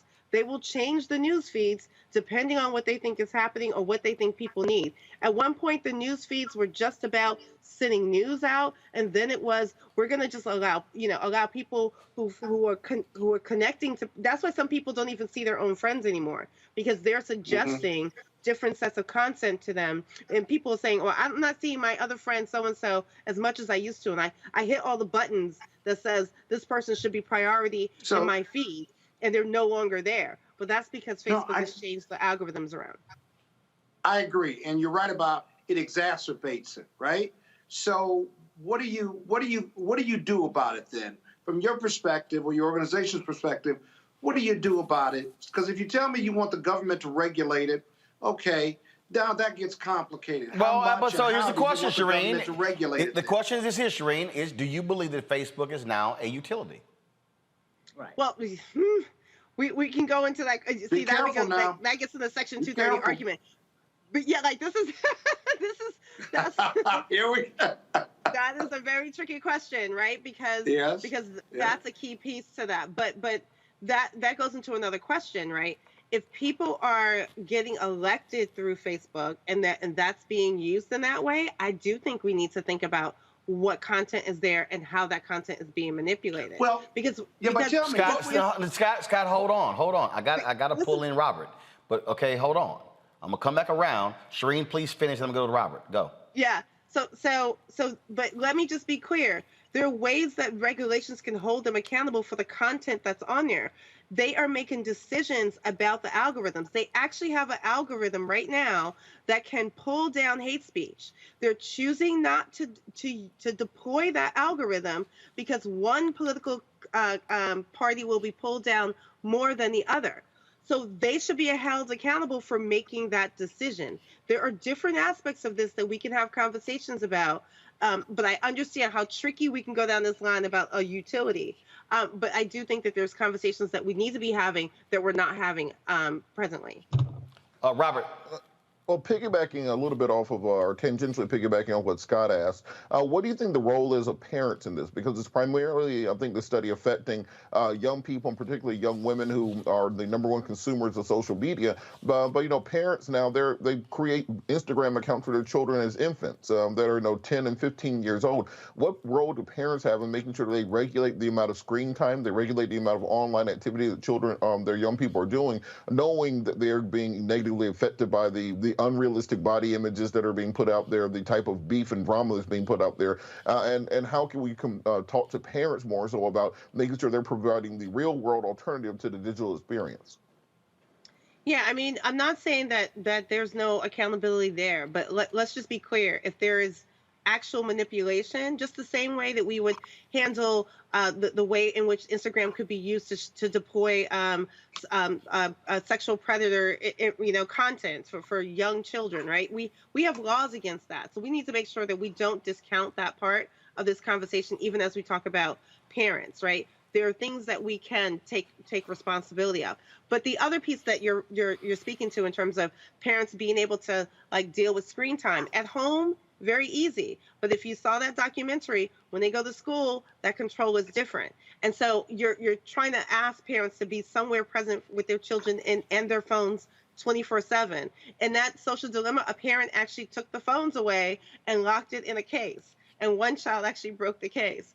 So we do have issues that we still need to deal with in terms of the way in which the expectations are, but also in terms of even if parents, unless they're not giving their children phones at all, which is a whole different other conversation to be had, you're going to disconnect your children, period, from the internet, then we're having a problem about a discussion about utilities, because most of what they have to do with school, work, and their future, and even their possibilities of careers that they may take, not having access is going to take on a whole different aspect. So we can't go down that route because that's not possible. But I do think that having more conversations for children to speak to parents, but also providing more resources to children and young adults about where to go when they're feeling the way they're feeling if they can't go to their parents. Because some children can't go to their parents because some of the abuse that they're dealing with also comes from home. Scott, one final question. Go. Okay, so but you have an advocacy group. So tell me, if government has a role in regulating Facebook and social media, then tell me the top 3 things you'd like to see the government do to bring Facebook and other social media entities under control. I mentioned a couple, but the very, very top one is to have the FTC hold them accountable for these algorithms. Especially the ones that they know that there's data. Like they keep saying they don't want to put out their data because of privacy issues. But again, they stopped other external researchers from doing that. So one of the things I would suggest, one, is for them to hold them accountable for what the content and the problems that are happening on the platforms. 2, allow third party to have access to the data, not with any privacy violations, because that's not what anyone's saying, to be able to detail what's actually happening, to come up with solutions that maybe external entities can come up with solutions to help them address this. What is clear is that Facebook cannot fix this problem themselves, because every time they go to hearings, they walk away and repeat the pattern. So those are my top 3. It's not cannot fix it. They will not. They don't want to. It's not that they can't do it. Yeah. They're just not being held accountable to do it. Got it. All right, Shireen Mitchell, we appreciate it. You guys do lots of data research. Where can people get more information? Yeah, go to our website, stoponlineviolence.com, and please check out our latest research on the CRT. which actually shows how much of conservative spread on them that Facebook lets happen in comparison to other media. So when you hear this conservative bias, is actually not true. Regarding critical race theory. Yes. Cool. All right. Appreciate it. Thanks a lot. Thank you. Folks, California, Governor Gavin Newsom will keep his job after blowing away his Republican challengers in last night's recall election. During his speech, Newsom thanked his loyal supporters and blasted Donald Trump for his accusations of voter fraud. And I think about just in the last, few days, and the former president put out saying this election was rigged. Democracy is not a football. You don't throw it around. It's more like a, antique vase. You could drop it and smash it in a million different pieces. And that's what we're capable of doing if we don't stand up to meet the moment and push back. I said this many, many times on the campaign trail. We may have defeated Trump, but Trumpism is not dead in this country. The big lie, January 6th insurrection, all the voting suppression efforts that are happening all across this country, what's happening, the assault on fundamental rights, constitutionally protected rights of women and girls. It's a remarkable moment in our nation's history. Of course, he racked up more than 5 million votes. People who said no. It was boosted by healthy turnout among an overwhelmingly Democratic electorate. Of course, he bested the likes of Larry Elder, that fake brother, as well as Caitlyn Jenner, who got 1%. So can we just go ahead and agree we don't need to hear a word from Caitlyn Jenner about a damn thing when all you got was 1%? And also Larry Elder, yeah, you know what? We can trade him for anybody at any day.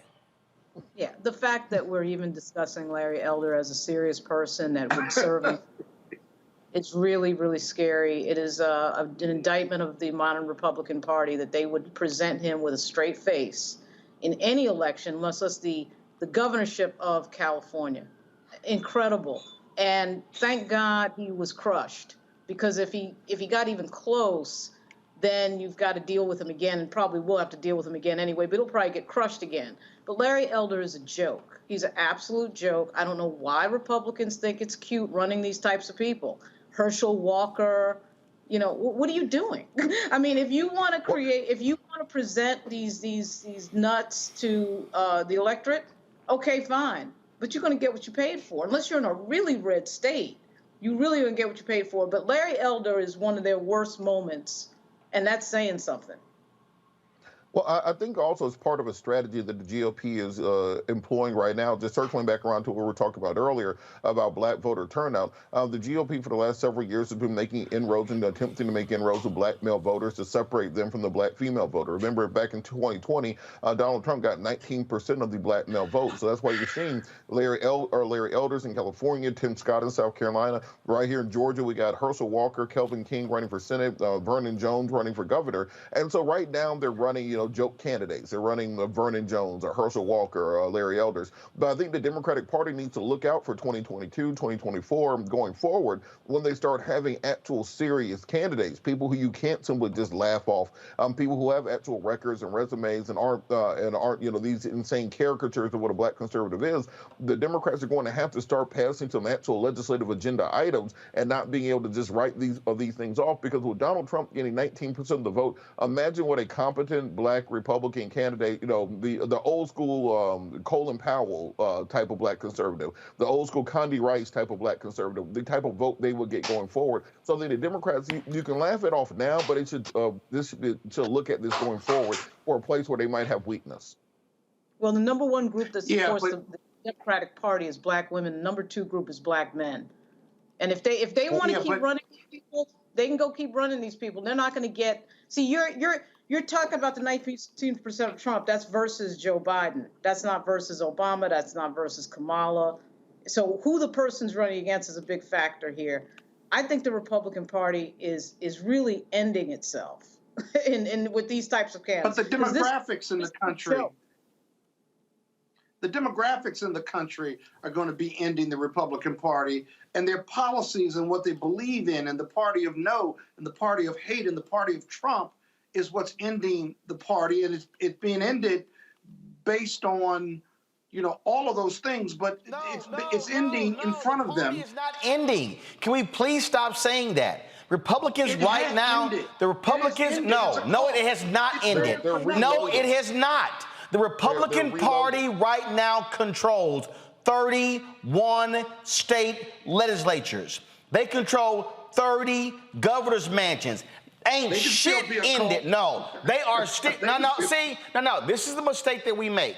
Oh, the party is ended. The party is not ended. They are still there. They are still in power. They are still passing laws in Florida, in Texas, in Arkansas, in Alabama, in Mississippi, in Tennessee, in Louisiana, in South Carolina, in Georgia, in North Carolina, in Iowa. I can go on and on. They are still here. Okay, so I agree with you. They're still here.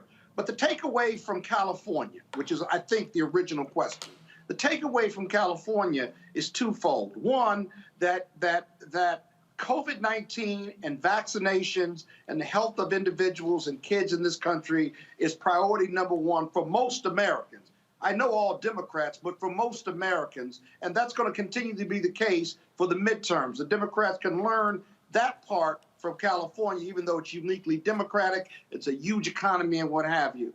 The second thing that you can take away is that Donald Trump is incredibly unpopular, and the Democrats are going to hang Donald Trump.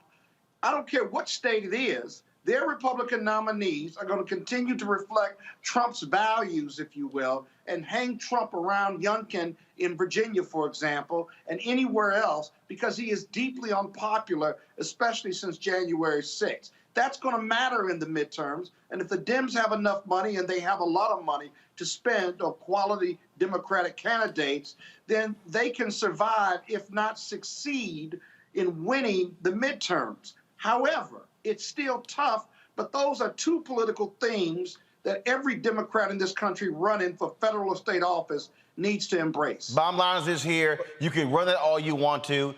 And when it comes to the House, those are special. That's a different distinction. It's 700,000 people you're appealing to in districts. In fact, you're also seeing with gerrymandering going on. So, for instance, in Texas right now, Republicans hold an 18-13 majority in the state Senate. They're looking to change the maps that will actually lead to a 20-11 majority. They're looking to expand their electorate. Let's go to Boston, where Michelle Wu wins the primary election for the mayoral election there.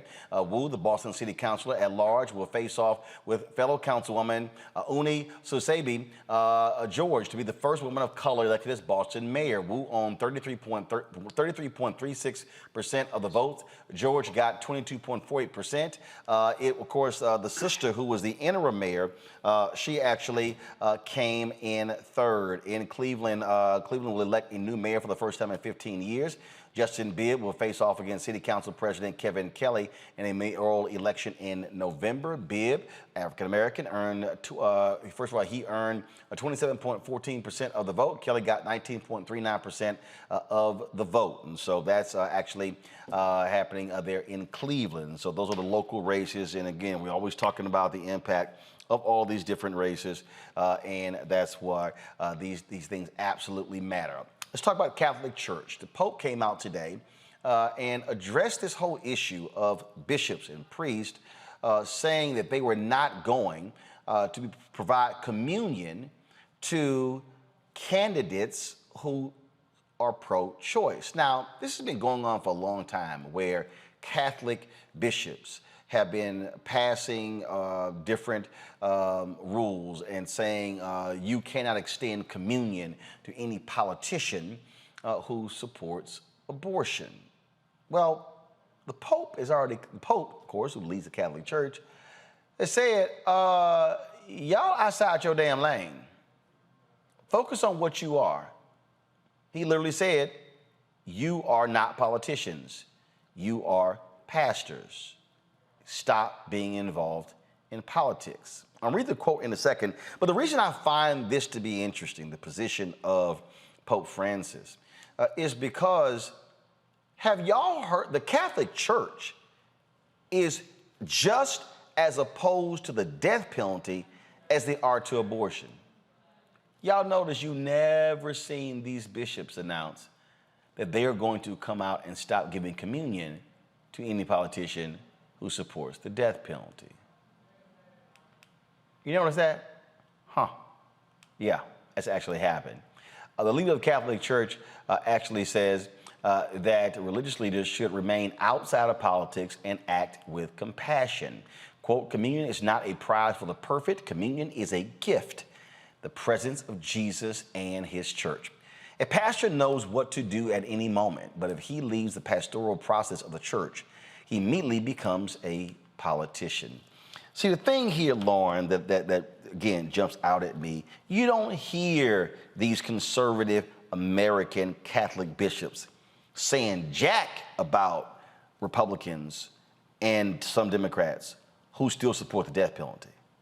It's amazing how they only want to talk about the issue of abortion. Yeah, well, there's two reasons for that. One is the patriarchy of the Catholic Church and this idea that men can somehow be in control of women's bodies and women's decisions. You know, and the other reason is just straight sort of a lack of recognition for other people's views when they are on the left. I mean, it doesn't surprise me. It's sort of the same hypocrisy we see from so-called Republican libertarians around all sorts of issues, like, say, police brutality, which they never speak out on. If that's not too much government, I don't know what is. But this isn't really surprising. I mean, the Catholic Church is a patriarchal, which most religions are, very deeply patriarchal. So they're focused on women. They're focused on what women are doing. They're focused on controlling the decisions of women that they know nothing about. And so there's nothing surprising there. Well, and what really jumps out at me, Robert, again, is the hypocrisy. And guess what? The folks in mainstream media, they never say a damn thing. They never say a word about it. And I'm going, if you're going to discuss that issue in the Catholic bishops, then challenge them on the death penalty. And why are they not as vocal in calling out Republicans and some Democrats who still support it?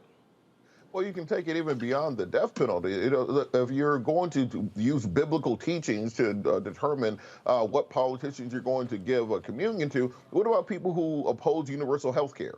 How can you be against Medicaid for all and still get communion if that's the case? Or cuts to the poor. Yeah, I was going to say social programs, caring for the poor, the money changers. How are you giving those people communion? The people who are anti-vaxxers right now, causing old people to die. How can you give them communion? This is why the church has to not meddle in, and this is why you're seeing so many young people leave religion across the board because of the hypocrisy that is involved. And you teach one thing in the book, and then you have the exact opposite when it comes to your public policy and your public statements.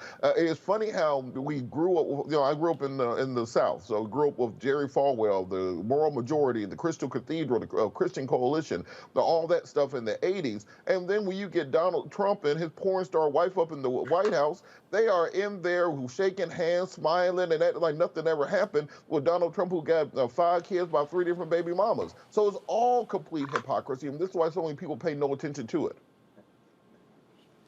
Well, you don't have to limit that to the Catholics. I mean, you can look at every religion and say the same thing. I mean, I agree with you all about the hypocrisy of the church, but the church, the Catholic Church, has its own dirty laundry that it doesn't want to talk about either. And what these orders come down from the Pope, you know, they're unenforceable compared to the human condition. I mean, the priest, they can't marry, they can't have children, and they have a history of wait, hold on, no. You just said the orders for the Pope are unenforceable. That is not true. Well, they're unenforceable compared to the human condition. No, Scott. No, you said the church is against abortion. No, Scott. People get abortions every day. No, Scott. You said unenforceable. I was born and raised Catholic. The meeting to found. But the meeting to. So here's the deal. The Pope can issue an edict that is followed by all priests and bishops. So he can issue edicts that are enforceable within the Catholic Church. Roland, I'm talking about the Catholic members, okay? Let me clarify. Right, thank you. But you have to specify for that very reason. Okay. But you can't say that a pope can say something that's not enforceable. It's unenforceable. It's not true. Go. Well, it's enforceable with the patriarchy, but it's certainly not enforceable with Catholic members. It's enforceable with people who are under the authority of the Pope. Go. Fair enough. But Catholic members violate those edicts, notwithstanding they're in church every week. But the Baptists and the Lutherans and all Christians, quite frankly, have various edicts and orders that they're supposed to follow and what they're supposed to believe in. And as a practical matter, in the daily life of human beings all around this world, they simply cannot follow them. And so it's important to have that leadership. We have to believe in something, that's called our religion. But at the same time, they also teach that we're all sinners, if you will. And so we have this sinful life that we ask for forgiveness and we have to take contrition for and what have you.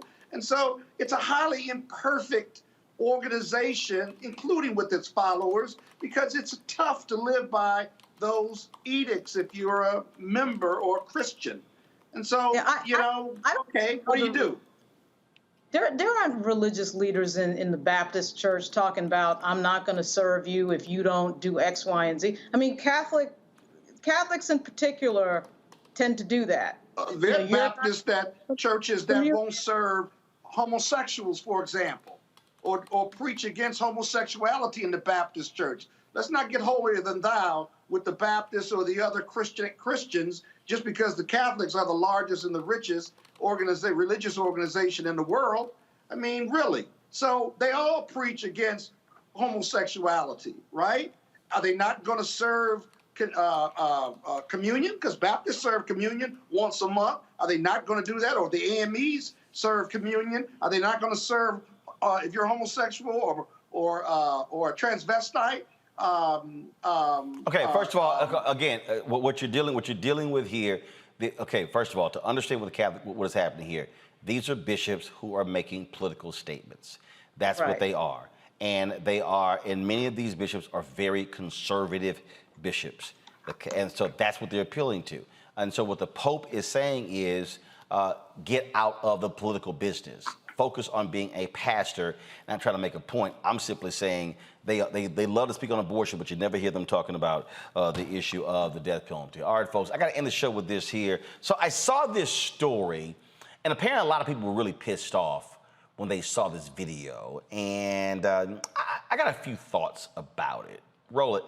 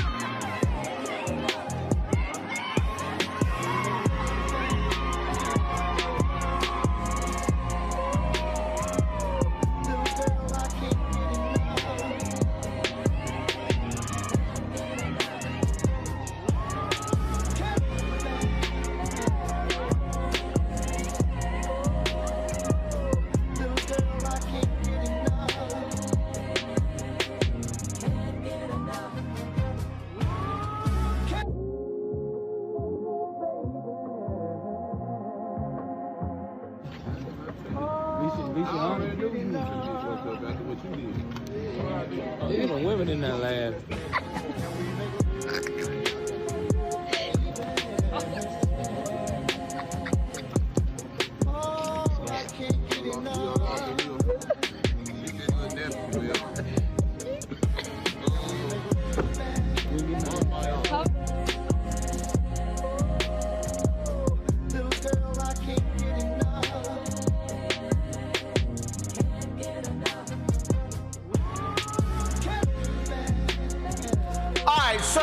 So here's the deal. So the people who they saw this video, they were commenting. They were like, "Oh my God, this is embarrassing. How dare he? He's coming down the aisle. He's smoking a cigar. He's drinking." Okay, first of all, if y'all saw the video, they were not in the church.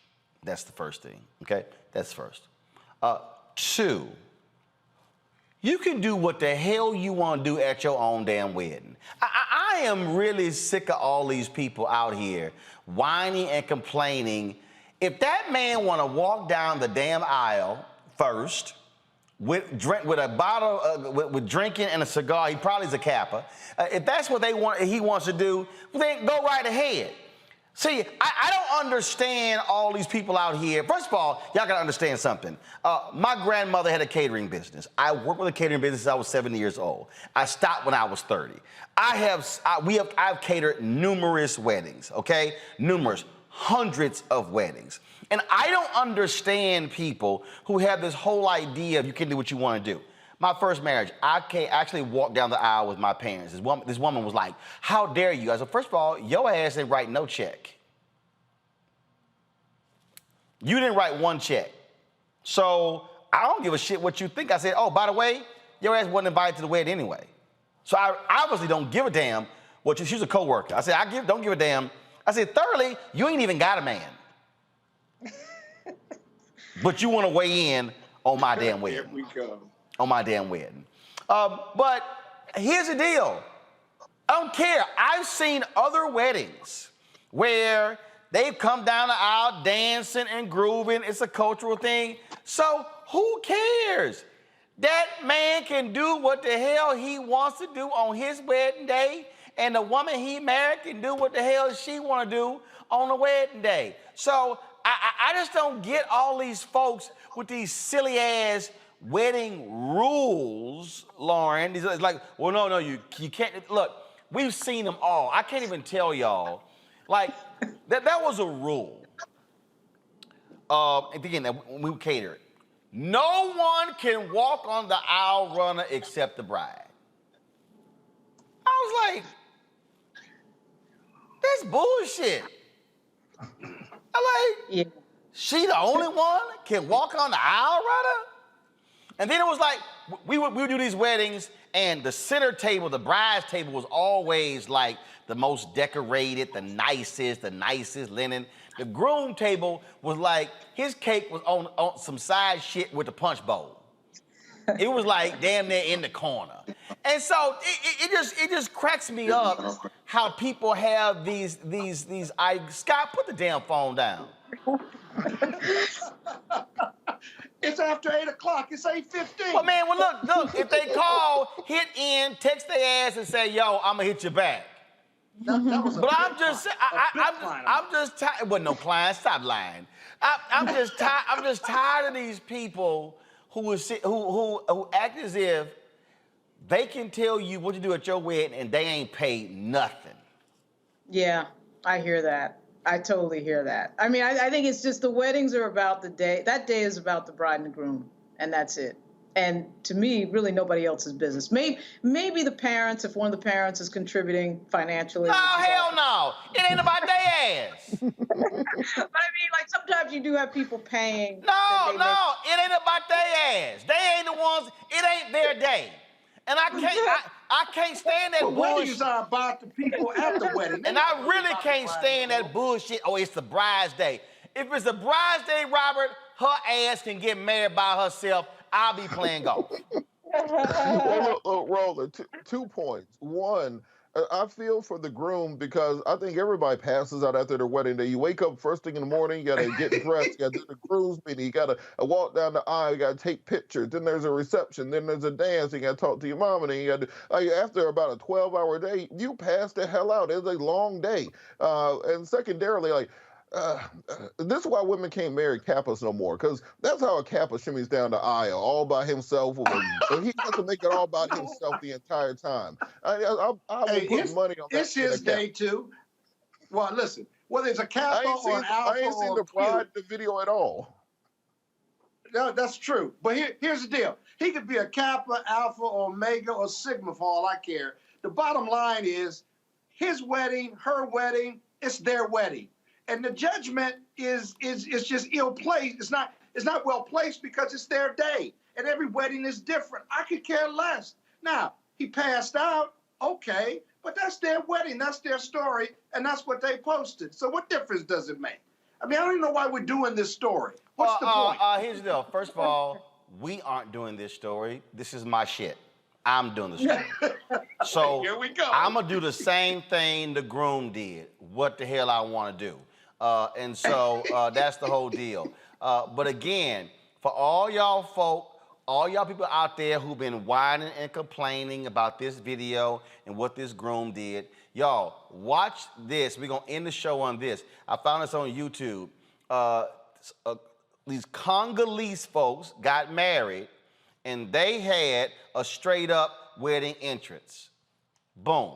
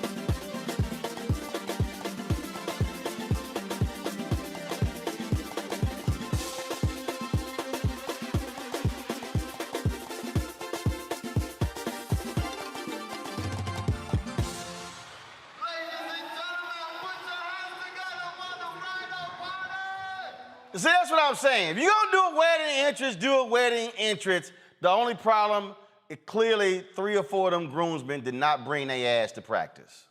All the bridesmaids came to practice, but 3 or 4 of them dudes did not come to practice. And so, I'm just saying. Yeah, they were probably alphas. I'm just now, you know damn well, they were Kappas. They were alphas. They look just like Kappas. But the real deal here, I just need people to understand, black people, we do stuff different. We do stuff different. So this whole idea of what is a traditional wedding, damn that. That's like when I do the commencements at HBCUs, I'm like, can y'all stop playing that boring ass pomp and circumstance? I'm like, it's a HBCU graduation. Can we be black, please? Please. Well, there's a lot of tradition at Morehouse. We don't play all that funky music. That's we the got problem. 150 years. Y'all got a Benjamin Mays would turn over in his grave. Well, guess what? Guess what? He ain't here. He ain't here. No, you're not. So How guess what? dare you. If you want to change the graduation, change it. But see, y'all bougie. So don't even try to front. Y'all bougie. So that's the whole deal. Guess what? You can change it. That's why when I get a commencement speech, yeah, we turn up because that's what we gonna do. All right, y'all, we gotta go. Robert, I appreciate it. Lauren, glad to have you on here. You've been battling breast cancer, and so we're glad to have you here. God bless you, sweetie. We love you.